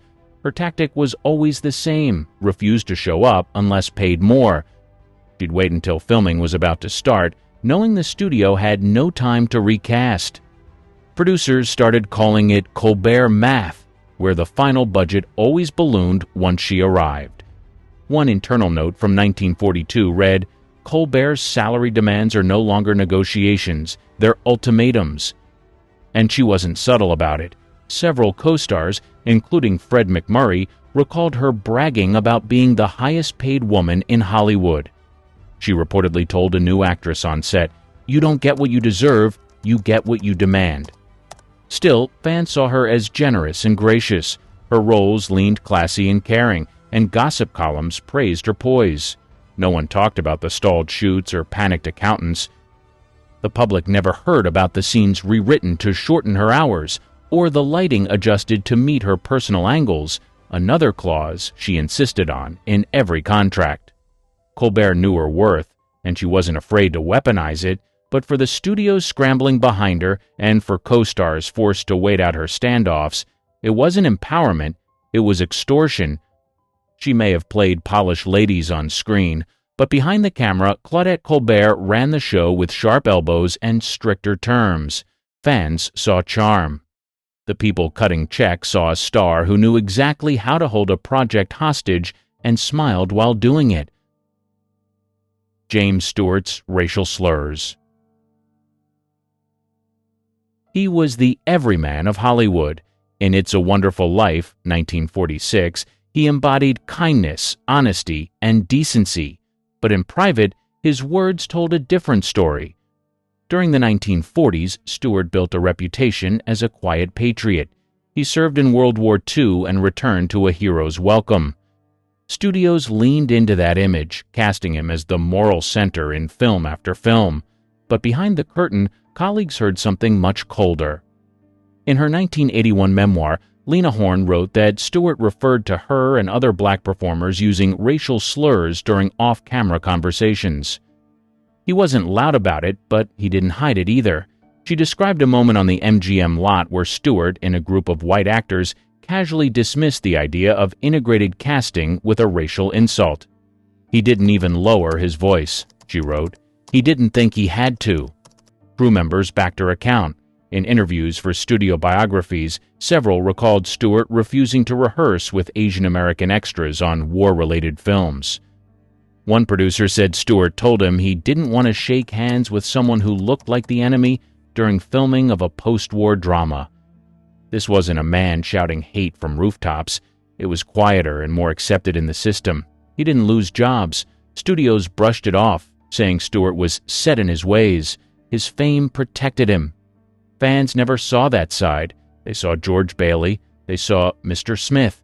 They saw a kind man trying to make the world better. The idea that he looked down on fellow performers based on race didn't fit. So it was ignored. Even decades later, biographers approached the topic gently. Some labeled it generational bias. Others called it period-appropriate language. But those who worked with him remembered it differently. They remembered the slurs, the distancing, the quiet contempt. James Stewart's image as America's good guy wasn't just strong but sacred. But for performers of color, that image came with pain. Fans loved him for his decency. But behind closed doors, he chose cruelty in plain speech, and no one dared call him on it. Veronica Lake's drunken disruptions. She became a wartime icon with her signature peekaboo hair and cool, sultry voice. In Sullivan's Travels, 1941, she came across as smooth and unbothered. But by 1943, her off-screen life was unraveling fast, and it showed up on set. During production of The Glass Key, Lake's drinking became a problem. According to Veronica, her 1971 memoir, she often showed up late or not at all. When she did arrive, she was sometimes too intoxicated to get through scenes. Co-stars reported her slurring lines or forgetting them completely. One scene had to be reshot 4 times because she couldn't stop giggling between takes. Studio records from Paramount confirm her behavior caused major delays. In a 1943 memo, one executive called her a walking liability and warned that her drinking was putting the entire production behind schedule. Crew logs note entire shoot days lost while waiting for her to sober up. It wasn't just timing. Lake became combative. She argued with camera operators, snapped at wardrobe staff, and once threw a prop across the set when a costume adjustment took too long. According to longtime crew members, she regularly clashed with co-star Alan Ladd, who refused to speak to her off-camera by the end of filming. Despite all this, Paramount stuck with her for a while. Her image still sold tickets. Posters showed her as the mysterious blonde, but the woman arriving each morning was tired, angry, and drunk. Lake admitted later that fame had come too fast. She said the pressure and personal losses, including the death of her infant daughter, led her to self-medicate. But at the time, no one cared about her pain. They just wanted her to hit her marks. The public stayed in the dark. Gossip columns hinted at on-set troubles, but fans dismissed them. Lake's screen persona was too icy, too perfect, to imagine her stumbling into work with a flask in her purse. Veronica Lake's beauty and mystery made her a star, but her drinking made her unpredictable. The woman audiences adored couldn't hold it together when the cameras stopped rolling, and eventually the studios stopped calling. John Wayne's political intolerance. He stood tall as America's favorite cowboy. In The Searchers, 1956, he played the rugged hero with a strong moral compass. Off-screen, he led a quieter campaign, one that ruined careers. During the 1950s, Hollywood was swept up in Cold War panic. The House Un-American Activities Committee, HUAC, held hearings to root out suspected communists in the film industry. Wayne didn't just support the movement, but took part in it. According to John Wayne, American 1995 biography, he provided names of actors and writers he believed had un-American leanings, pushing studios to blacklist them. Unlike others who stayed quiet, Wayne was proud of his stance. In 1952, as president of the Motion Picture Alliance for the Preservation of American Ideals, he helped guide Hollywood's cooperation with HUAC. He once said publicly, "I don't feel we did wrong in naming names." He believed the industry needed cleansing, and he took it personally. Writers like Carl Foreman, who penned High Noon, found themselves on the outs after refusing to name names. Foreman never worked in Hollywood again. Wayne called the film un-American and tried to block its release. Behind the scenes, he pressured studio executives to avoid hiring anyone who pushed back against HUAC. Memos from that time show Wayne's direct involvement in meetings where hiring decisions were made based on political loyalty, not talent. Colleagues steered clear of him, not out of fear of violence, but fear of fallout. Writers who disagreed with his politics found themselves shut out. Names disappeared from call sheets. Careers stalled. And through it all, Wayne kept riding tall on screen as the symbol of American virtue. The public didn't question it. To them, Wayne was a straight shooter, honest, brave, and loyal. No one wanted to believe he was behind blacklists and loyalty tests. The cowboy hat fit too well. Even years later, when the damage was clear, Wayne never apologized. In interviews, he defended everything. He said those he helped blacklist got what they deserved. John Wayne didn't fire the guns, but he helped aim them. His charm, strength, and iconic roles masked a rigid intolerance. Fans saw a hero fighting for justice, but in real life, he targeted colleagues and ended careers, all in the name of patriotism. The studio system manufactured perfection, every smile calculated, every appearance orchestrated. Behind the powder and lights, reality festered. These are the documented truths Hollywood spent millions hiding. Court records, medical files, and witness testimonies paint a different picture than the one sold to America. The Crawford dental disaster. Joan Crawford's pursuit of perfection destroyed her mouth. The process started in the early 1930s when she decided her face needed more definition. Marlene Dietrich had done it first. Had her back molars extracted to create those famous hollow cheeks. Crawford wanted the same transformation. She found a dentist willing to perform the procedure. The extraction of her molars was just the beginning. Once the teeth were removed, her facial structure began shifting. Her remaining teeth, no longer supported properly, started spreading apart. Within months, gaps appeared between her front teeth. The studio was furious. Her smile was part of her market value. Emergency dental work followed. Dentists filled the gaps with dental cement, not a permanent solution, but a quick fix for filming. The cement had to be reapplied regularly. It would crack during meals, fall out during dialogue. Makeup artists kept emergency supplies on set. Between takes, they'd check her mouth, looking for missing pieces. The cement caused infections. Her gums swelled. Abscesses formed. The pain was constant. She couldn't eat solid food for weeks at a time. The studio doctors prescribed painkillers. Lots of them. By 1935, she was taking morphine derivatives daily just to get through filming. The permanent solution made things worse. Dentists filed down her remaining teeth to nubs. They fitted caps over them. The process took weeks. The pain was excruciating. No modern anesthetics existed. Just cocaine derivatives rubbed on the gums. The nerves were exposed during filing. She later described it as torture that would make the Spanish Inquisition proud. The caps needed constant adjustment. They'd crack under pressure. She'd grind them in her sleep. By the 1940s, she was on her third full set. Each replacement meant more filing, more exposed nerves, more pain. The cycle never ended. Her makeup artist from the 1940s, William Tuttle, later revealed the extent of the cover-up. He'd spend an extra hour each morning working on her face. Not for beauty, but to hide the swelling. Her upper lip had permanently enlarged from chronic gum infections. They'd use special techniques to minimize it on camera. Specific angles that wouldn't emphasize the distortion. Multiple crew members from her films confirmed her breath was notorious. The combination of infection, decay, and constant dental work created an odor that no amount of mouthwash could mask. Leading men would hold their breath during kissing scenes. Some would position themselves strategically to avoid direct contact. By her 60s, the damage was catastrophic. She required major reconstructive surgery in 1971. The operation lasted 12 hours. She needed round-the-clock nursing care for weeks afterward. Her jaw had to be wired shut. She communicated through written notes.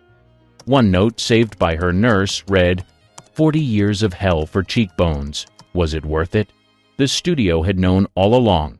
MGM kept detailed medical records. They documented every procedure, every infection, every prescription. But they also kept it quiet. Crawford was contractually obligated to maintain her appearance. The dental disasters were considered occupational hazards. The cost of doing business in Hollywood's beauty factory. Monroe's repulsive reality exposed. Marilyn Monroe's hygiene habits contradicted everything about her sex symbol image. The revelations came from multiple sources over the years, each account more disturbing than the last. The woman who epitomized desire reportedly repelled those who got close enough to discover the truth. Clark Gable, her co-star in The Misfits, was explicit in his disgust.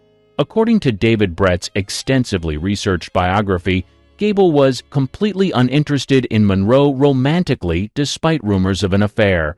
The reason was simple. She smelled. Gable, who had his own dental issues but was obsessed with cleanliness otherwise, found her body odor unbearable. The specifics were worse than general uncleanliness. Monroe would go days without bathing, not occasionally, but regularly. During the filming of Some Like It Hot, Billy Wilder had to implement a hygiene protocol. Assistants were assigned to ensure she bathed at least every other day. They'd run baths in her trailer, leave fresh towels, sometimes physically escort her to the bathroom. Her infamous lateness to set had multiple causes, but one, according to makeup artist Alan Whitey Snyder, was the time needed to make her presentable.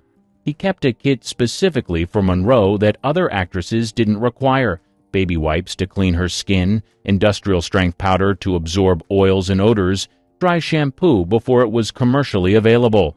He'd essentially give her a sponge bath in the makeup chair. The no-underwear habit wasn't a sexy choice. It was laziness.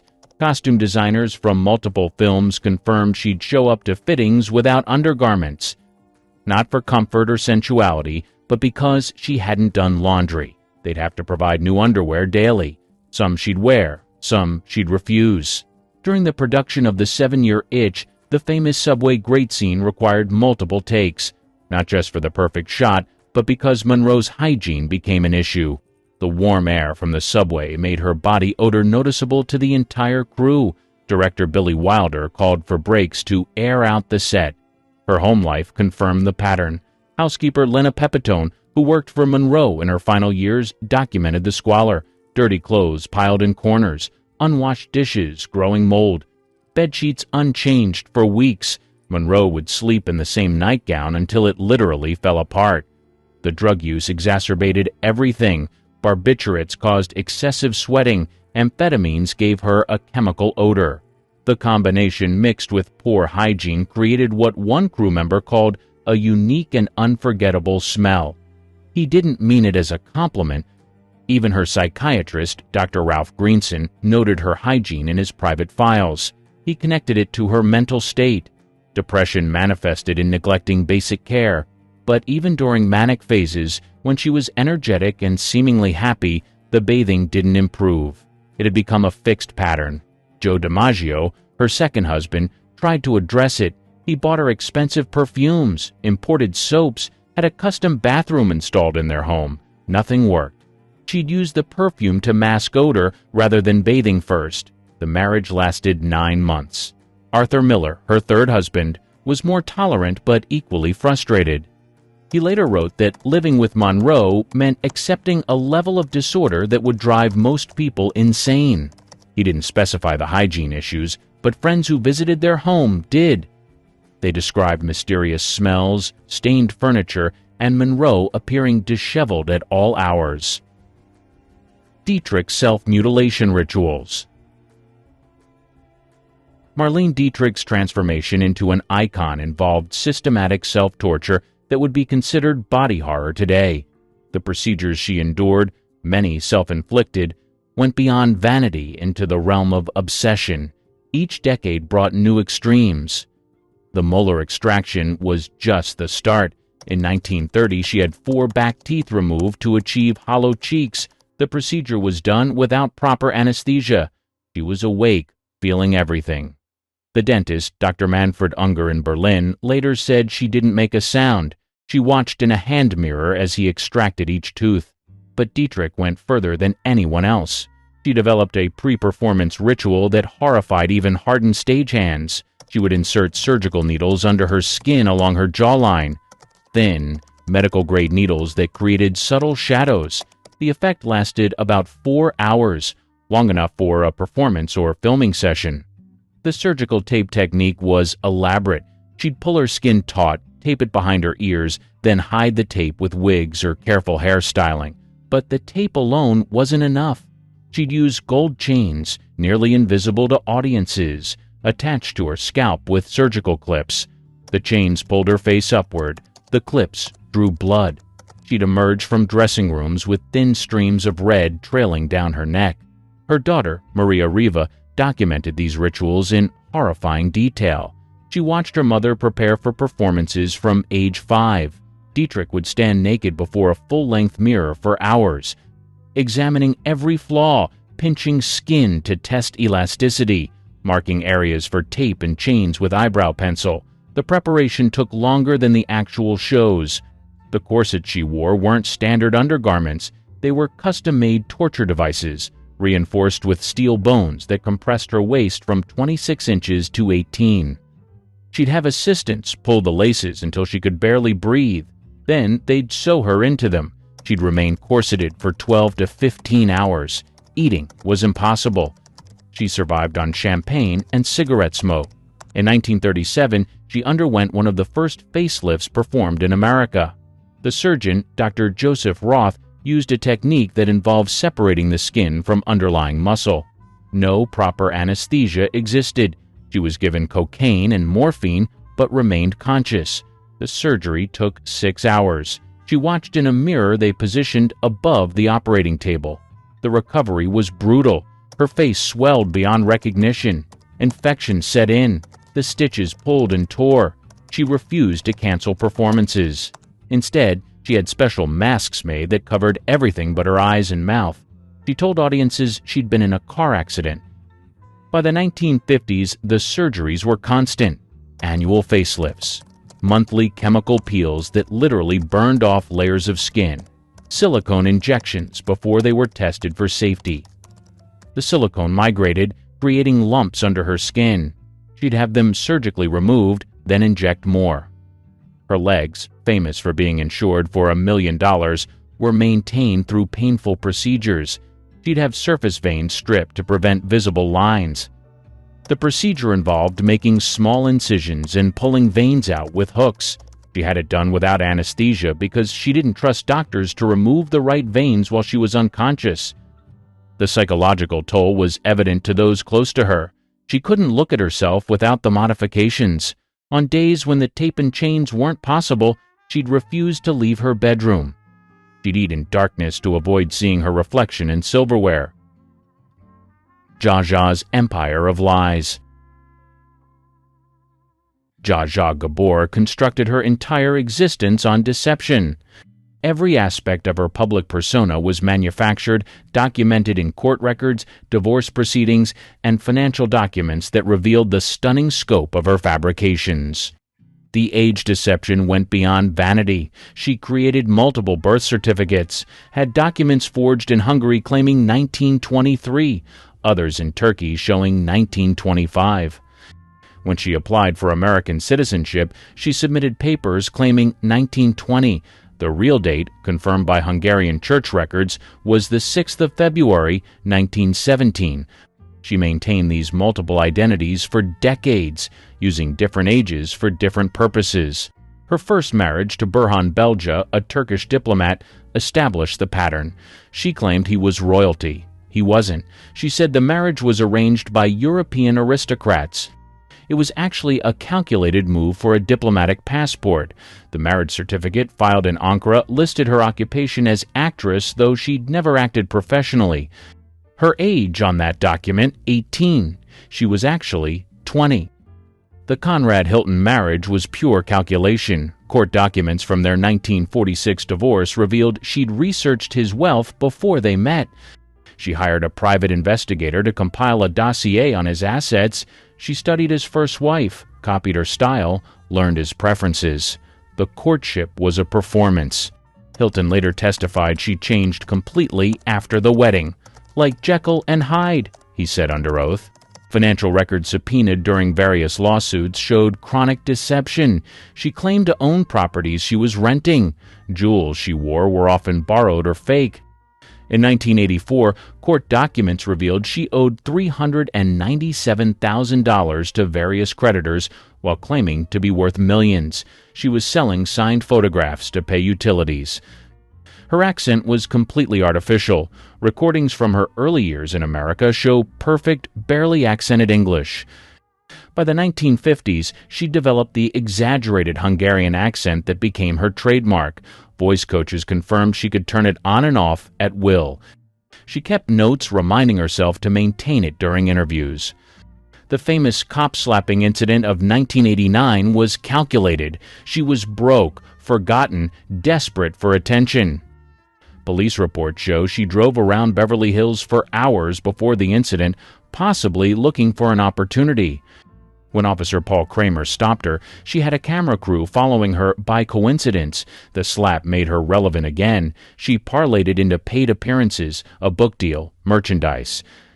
Her marriages were business arrangements documented in prenuptial agreements. She'd negotiate appearance fees, allowances, and divorce settlements before the weddings. Husband number 5, Joshua S. Cosden Jr. later revealed she had a written schedule of expected gifts, jewelry for each month, anniversary, furs for holidays, cars for birthdays. Noncompliance meant withheld affection, documented in his diary. Even her sister Eva exposed the deceptions. In a 1984 interview, Eva revealed Zsa Zsa had been married in Hungary before Burhan Belj. A teenage marriage to a local merchant that was annulled. Zsa Zsa had erased this husband from history, destroyed all documentation. But Eva had kept a wedding photograph.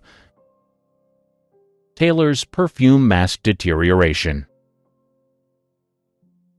Elizabeth Taylor's hygiene issues during her relationship with Richard Burton were documented by multiple crew members, makeup artists, and directors who worked with her during this tumultuous period. The contrast between her public glamour and private squalor was stark. During the Cleopatra production, the $44 million epic that nearly bankrupted Fox, Taylor's hygiene became a production issue. The Italian crew, accustomed to European standards of grooming, were shocked. Internal memos referenced difficulties with Miss Taylor's preparation time, code for getting her clean enough to film. Makeup artist Alberto De Rossi developed an entire protocol for Taylor's bad days.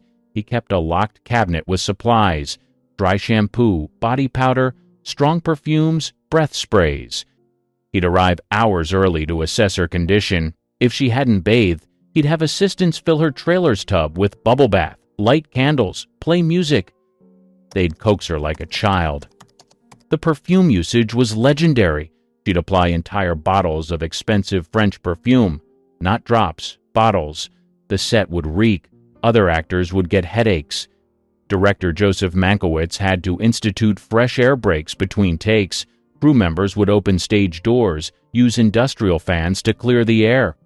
Richard Burton, despite being deeply in love with her, struggled with her hygiene during their fights. His diary, published posthumously, referenced Elizabethan squalor during their bad periods. He'd find her passed out in days-old clothes, surrounded by empty bottles, food containers, overflowing ashtrays. The smell, he wrote, was medieval.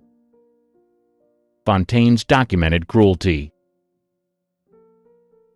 Joan Fontaine and Olivia de Havilland's feud went beyond sibling rivalry into documented cruelty that lasted 8 decades. Court documents, letters, and witness testimonies reveal a level of hatred that shocked even cynical Hollywood veterans. The rivalry started in childhood, but the documentation began in Hollywood. Studio memos from RKO and Warner Brothers reference keeping the sisters apart, not just separate films, but separate lots.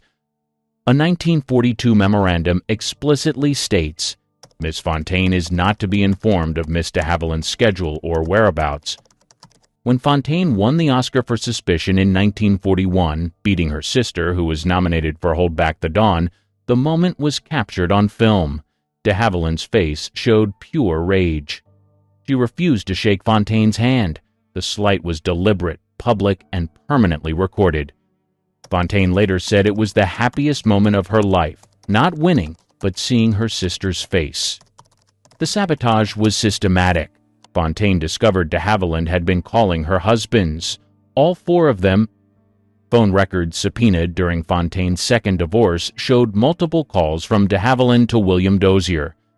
The conversations, according to Dozier's testimony, involved de Havilland sharing concerns about Fontaine's mental state and maternal fitness. Letters between the sisters preserved in Fontaine's estate show the depth of animosity. One from 1948 reads, I hope you die in that big house, alone, forgotten, knowing I outlived you. Another from 1975, Mother loved me more. She told me before she died, you were the mistake. Their mother's death created new battlefield. They fought over the funeral, the will, the burial. Fontaine wanted cremation and scattering at sea. De Havilland wanted a traditional burial. They compromised on nothing. 2 services were held. 2 different obituaries were submitted to newspapers. Even in death, their mother was divided between them. Garland Studios sanctioned destruction. MGM's systematic destruction of Judy Garland began when she was 10 years old and continued until it killed her at 47. Studio records, pharmacy logs, and medical files document a calculated program of chemical dependency that the studio created and maintained. The diet pills started in 1935. Garland was deemed too chubby for film. Dr. Marcus Rabwin, MGM's physician, prescribed Benzedrine and amphetamine. Dose, 20 milligram daily. By 1936, it was 40 milligram. By 1937, 80 milligram. A 10-year-old child was taking doses that would wire an adult for days. The sleeping pills followed necessarily. The amphetamines made sleep impossible. Dr. Rabwin prescribed Seconal. When that stopped working, Nembutal was added, then chloral hydrate. By age 14, Garland was taking a pharmaceutical cocktail that would be illegal today. During the Wizard of Oz production in 1938-39, the regimen intensified.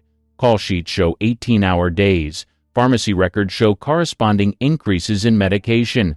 100 milligram of Benzedrine in the morning, 50 milligram boosters throughout the day, 100 milligram of Seconal at night, plus vitamin shots that were actually methamphetamine. The physical toll was documented in production reports. Miss Garland required medical attention, appears repeatedly, collapse on set, vomiting between takes, tremors that required retakes. The studio's solution was always more medication. Dr. Rabwin's notes show he prescribed over 40,000 pills to Garland between 1935 and 1945.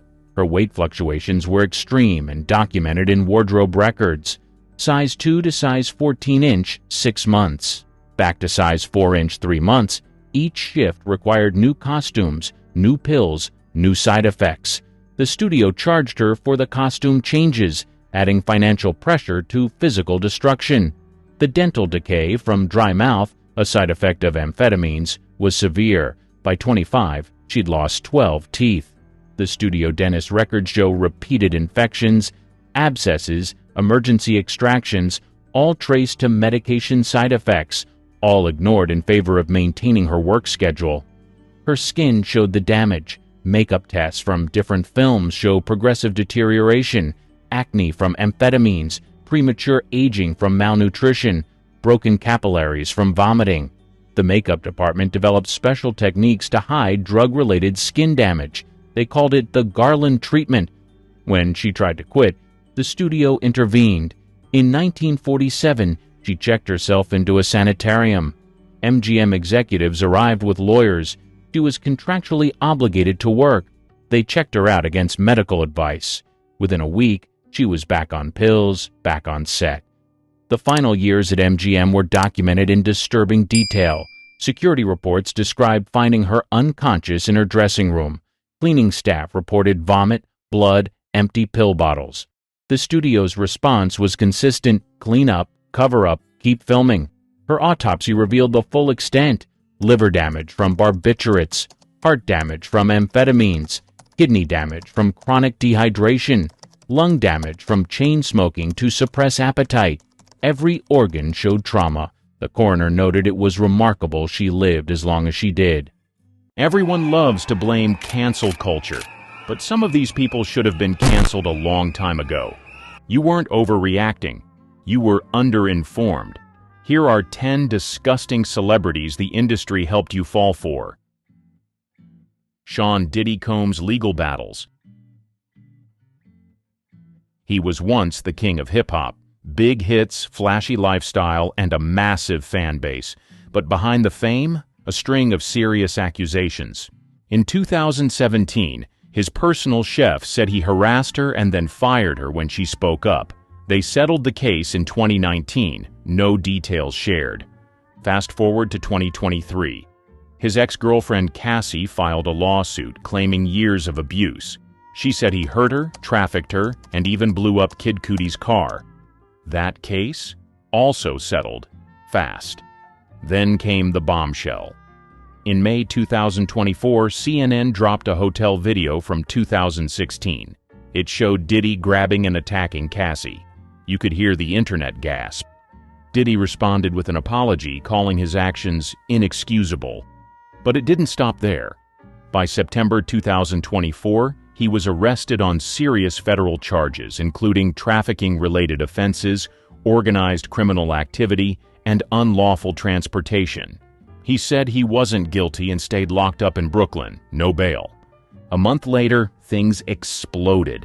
Reports said over 100 people, men, women, even kids, were getting ready to file lawsuits against him. The number? Around 120. Some were underage. It was chaos. In March 2025, another charge dropped: forced labor. He was accused of making people work crazy hours using fear and pressure. Again, he said he was innocent. James Franco's hidden history. He always had a certain charm. He played weird, artsy characters, joked around in interviews, and came off as the cool, harmless guy. But behind that laid-back image was a mess the public didn't see until 2018. That year, 5 women accused him of misconduct.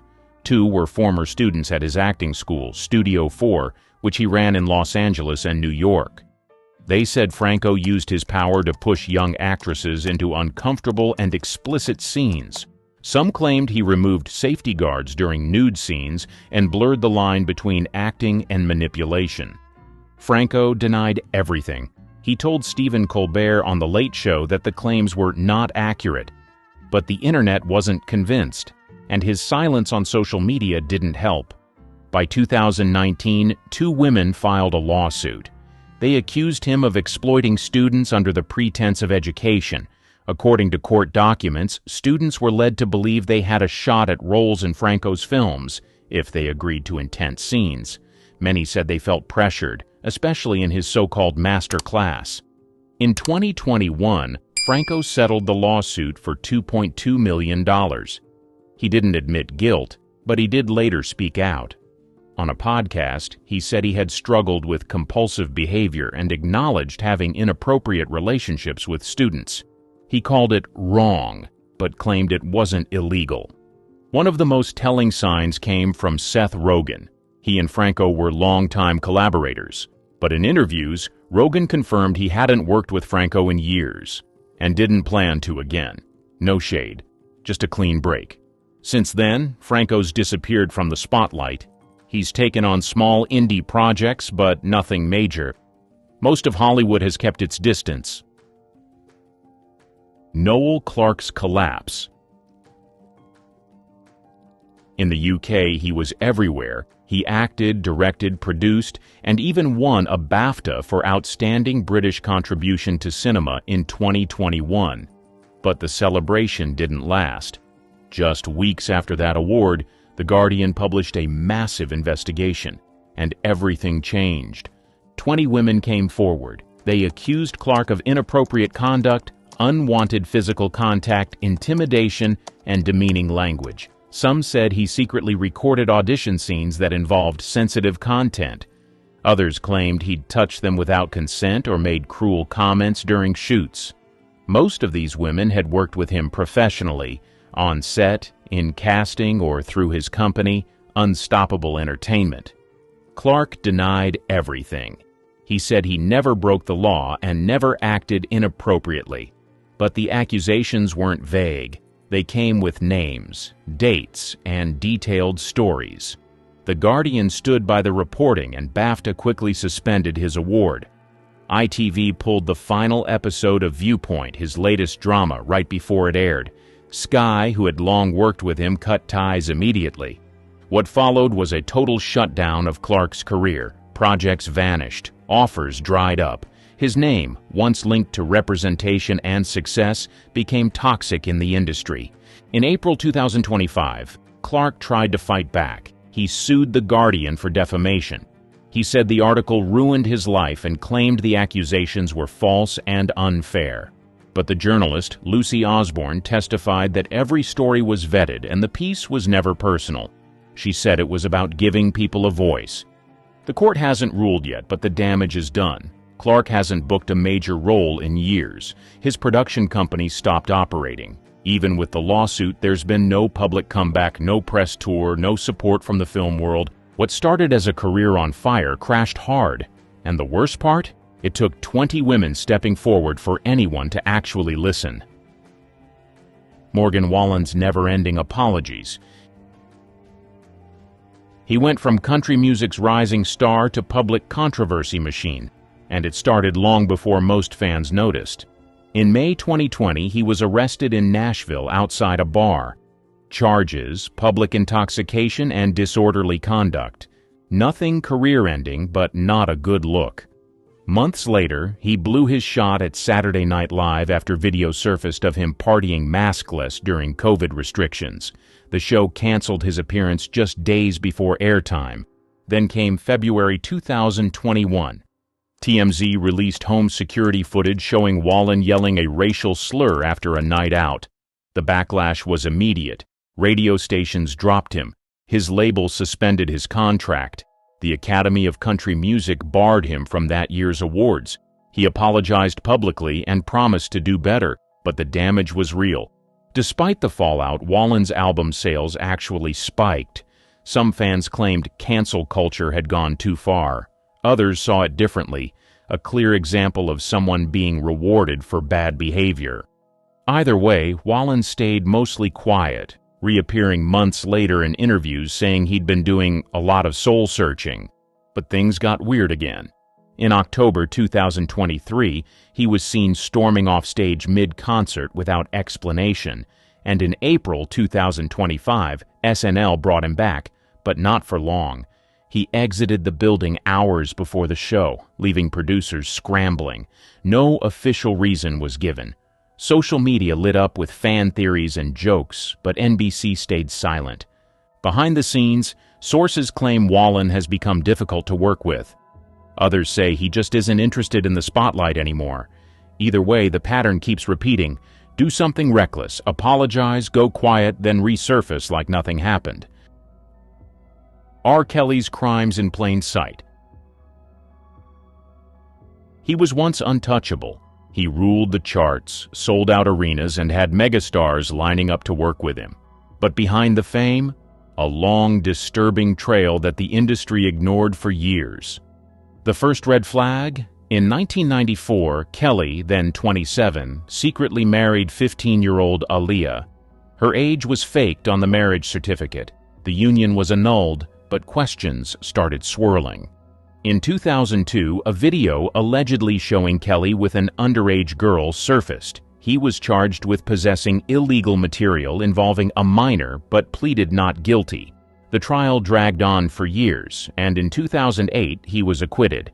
That same year, he released more music. Business as usual. In 2017, things exploded again. BuzzFeed published a report accusing Kelly of running a cult, controlling young women and cutting them off from their families. His team denied it. But former associates started speaking out. They described rules, punishments, and disturbing levels of control. In 2019, the docuseries Surviving R. Kelly aired on Lifetime. It featured survivors, parents, and former employees detailing years of abuse. The reaction was massive. Protests broke out. Artists pulled collaborations. Radio stations dropped his music. Finally, people started listening. That same year, Kelly was arrested on multiple federal charges, including organized criminal activity and trafficking-related offenses. The details were chilling: coercion, intimidation, underage victims, and years of cover-ups. In 2021, he was convicted on all counts in New York. In 2022, he was sentenced to 30 years in prison. A separate Chicago trial in 2023 led to another 20-year sentence, 19 of which would be served at the same time. He's locked up for decades. Chris Brown's pattern of violence. His reputation never fully recovered after 2009, and that's because the problems didn't stop there. In February 2009, photos leaked of Rihanna's injuries after Brown assaulted her the night before the Grammys. The images were everywhere. Public opinion turned fast. Brown was arrested and later pled guilty to felony assault. He got probation, community labor, and court-ordered anger management. You'd think that would be rock bottom. It wasn't. In 2011, he allegedly smashed a window at Good Morning America after being asked about the Rihanna incident. The glass shattered near the street, but no charges were filed. His team blamed the media. He blamed haters. Then came the nightclub fights, parking lot scuffles, and assault allegations, year after year. In 2013, he punched a man outside a D.C. hotel. He was arrested and spent time in jail after being kicked out of rehab for anger issues. In 2016, a woman accused him of threatening her with a gun at his home. Police arrived with helicopters and a search warrant. Brown live-streamed part of it on Instagram. No charges were filed, but the spectacle was a media circus. That same year, his former girlfriend Karrueche Tran got a restraining order against him. She said he threatened to kill her. A judge later granted a 5-year order of protection. Then, in 2022, a woman filed a $20 million lawsuit alleging that Brown engaged in inappropriate conduct after giving her an unknown substance aboard a yacht. His team denied everything, and the case was later dropped, but the headlines kept piling up. One ongoing case involves fans claiming they were assaulted during a concert. Another woman says she was injured by Brown's security team outside a venue. Kevin Spacey's House of Cards collapsed fast. His fall was one of the fastest in Hollywood history. One moment he was the face of prestige drama, the next, completely erased from screens. It all started in October 2017. Actor Anthony Rapp told BuzzFeed News that Spacey made a move on him at a party when Rapp was just 14. Spacey's response? He said he didn't remember but apologized if it happened. Then he came out as gay in the same statement. That move drew backlash for trying to deflect with sexuality. What followed was a flood. More than 30 people came forward, crew members, actors, even journalists. They described similar patterns: unwanted touching, inappropriate comments, and abuse of power on set. Netflix cut ties instantly. House of Cards killed off his character and rewrote the entire final season. In 2018, he was charged in Massachusetts for allegedly groping an 18-year-old at a bar. The case fell apart when the accuser stopped cooperating, but the damage was done. He became uncastable. That same year, Spacey released a strange YouTube video in character as Frank Underwood. He looked straight into the camera, blurring fact and fiction, and said, "You wouldn't believe the worst without evidence, would you?" Fans called it creepy. Everyone else called it unhinged. In 2022, he went on trial in the UK, facing multiple allegations of inappropriate physical conduct. Several men accused him of unwanted advances going back years. In 2023, he was found not guilty, but the trial revealed a long pattern of questionable behavior behind closed doors. By 2025, Spacey's name is rarely mentioned in Hollywood. No new projects, no cameos, no redemption arc. Harvey Weinstein's power and silence. He was Hollywood's ultimate power broker. If you wanted an Oscar, you probably worked with him. He ran Miramax, produced critical hits like Pulp Fiction and Shakespeare in Love, and made or broke careers. For decades, his power went unchecked, and people stayed silent. That all ended in October 2017. The New York Times published a detailed article accusing Weinstein was accused of long-term misconduct and quietly settling complaints over the years. Within days, The New Yorker followed with its own expose, including on-record accounts of coercive behavior and serious violations. Soon, over 80 women came forward. Actresses, assistants, models, interns. Big names like Gwyneth Paltrow, Salma Hayek, and Lupita Nyong'o added their voices. Many said he lured them to hotel rooms under the guise of meetings, then assaulted or harassed them. Weinstein denied most of it but was fired from the Weinstein Company almost immediately. The Academy expelled him. BAFTA suspended his membership. The Screen Actors Guild removed him.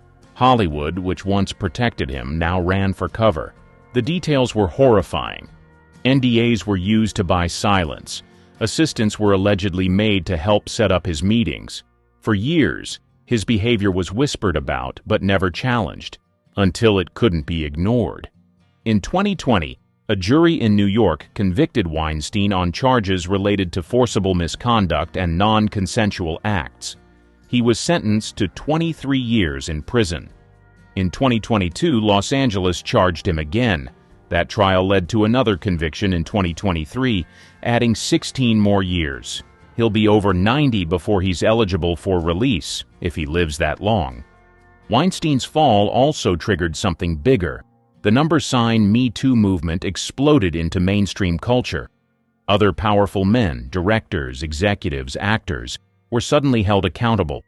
He wasn't just a man who abused power. He was the system, protected by it, enabled by it, and finally undone by the voices that refused to stay quiet. He built an empire on silence, fear, and control. But in the end, he couldn't silence everyone. D. Kosh's secret double life. In Singapore, D. Kosh was a household name. He built a loyal audience on YouTube, worked as a popular radio DJ, and made brand deals left and right. His content was funny, sharp, and made to feel personal. That's what made the 2020 allegations so shocking. In August of that year, multiple young men came forward online. They accused D. Kosh of sending inappropriate messages, engaging in manipulative behavior, and offering money in exchange for explicit interactions. Screenshots and voice messages quickly spread across social media. Several of the accusers were underage at the time of contact. At first, D. Kosh denied the claims. He said the messages were fake or taken out of context. But then more proof appeared. Long message threads, audio recordings, and consistent patterns. The evidence was overwhelming. His radio station, Power 98, suspended him. Sponsors disappeared. His social media presence went silent. In 2021, authorities formally charged him with the exploitation of a minor and the production of obscene films. In court, it came out that he had stored explicit videos on his phone. He had arranged to meet teenage boys and pressured them online. These weren't just allegations anymore, they were facts backed by a criminal investigation. In August 2022, D. Kosh pled guilty. He received 32 weeks in jail. During sentencing, the judge said he abused his position of influence and acted with clear intent. After his release, he didn't return to content creation. No apologies, no comeback video, just total silence. What makes his story so disturbing is how carefully he built his image. He marketed himself as trustworthy, even progressive, someone young fans could relate to. Meanwhile, behind the screen, he was using that trust to manipulate people too scared to speak up. Mr. Beast's image under fire. He was seen as the internet's good guy. Mr. Beast, aka Jimmy Donaldson, gave away houses, paid for surgeries, and helped thousands of people. His videos felt positive, clean, and drama-free. But in late 2024, things changed. A group of contestants from his big reality show Beast Games filed a lawsuit. They said the filming conditions were rough and the work environment felt toxic. Some claimed crew members were rude, and others said they didn't feel safe on set. Mr. Beast wasn't accused directly, but the lawsuit named his company and Amazon. An investigation followed. By November 2024, the results were public. No proof was found that Mr. Beast knew about any serious misconduct. But the report confirmed there were problems. Some staff had crossed the line. A few people were fired. Mr. Beast's team added new rules, set up a hotline, and brought in better managers.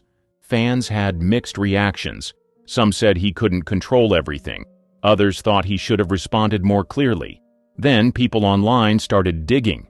They pointed out how some friends in older videos had quietly disappeared. Some remembered challenges that seemed too intense. A few clips, once funny, now felt awkward. Mr. Beast stayed quiet. No big post, no full statement. Just a quick mention that he was working on things behind the scenes. He kept uploading. Views stayed high. But something felt different. Comments got sharper.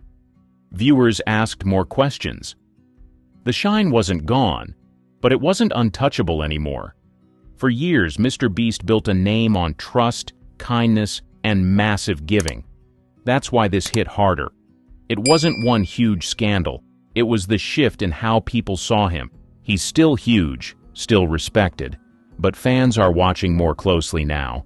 And when your whole brand is about doing the right thing, people expect you to handle the tough stuff the same way.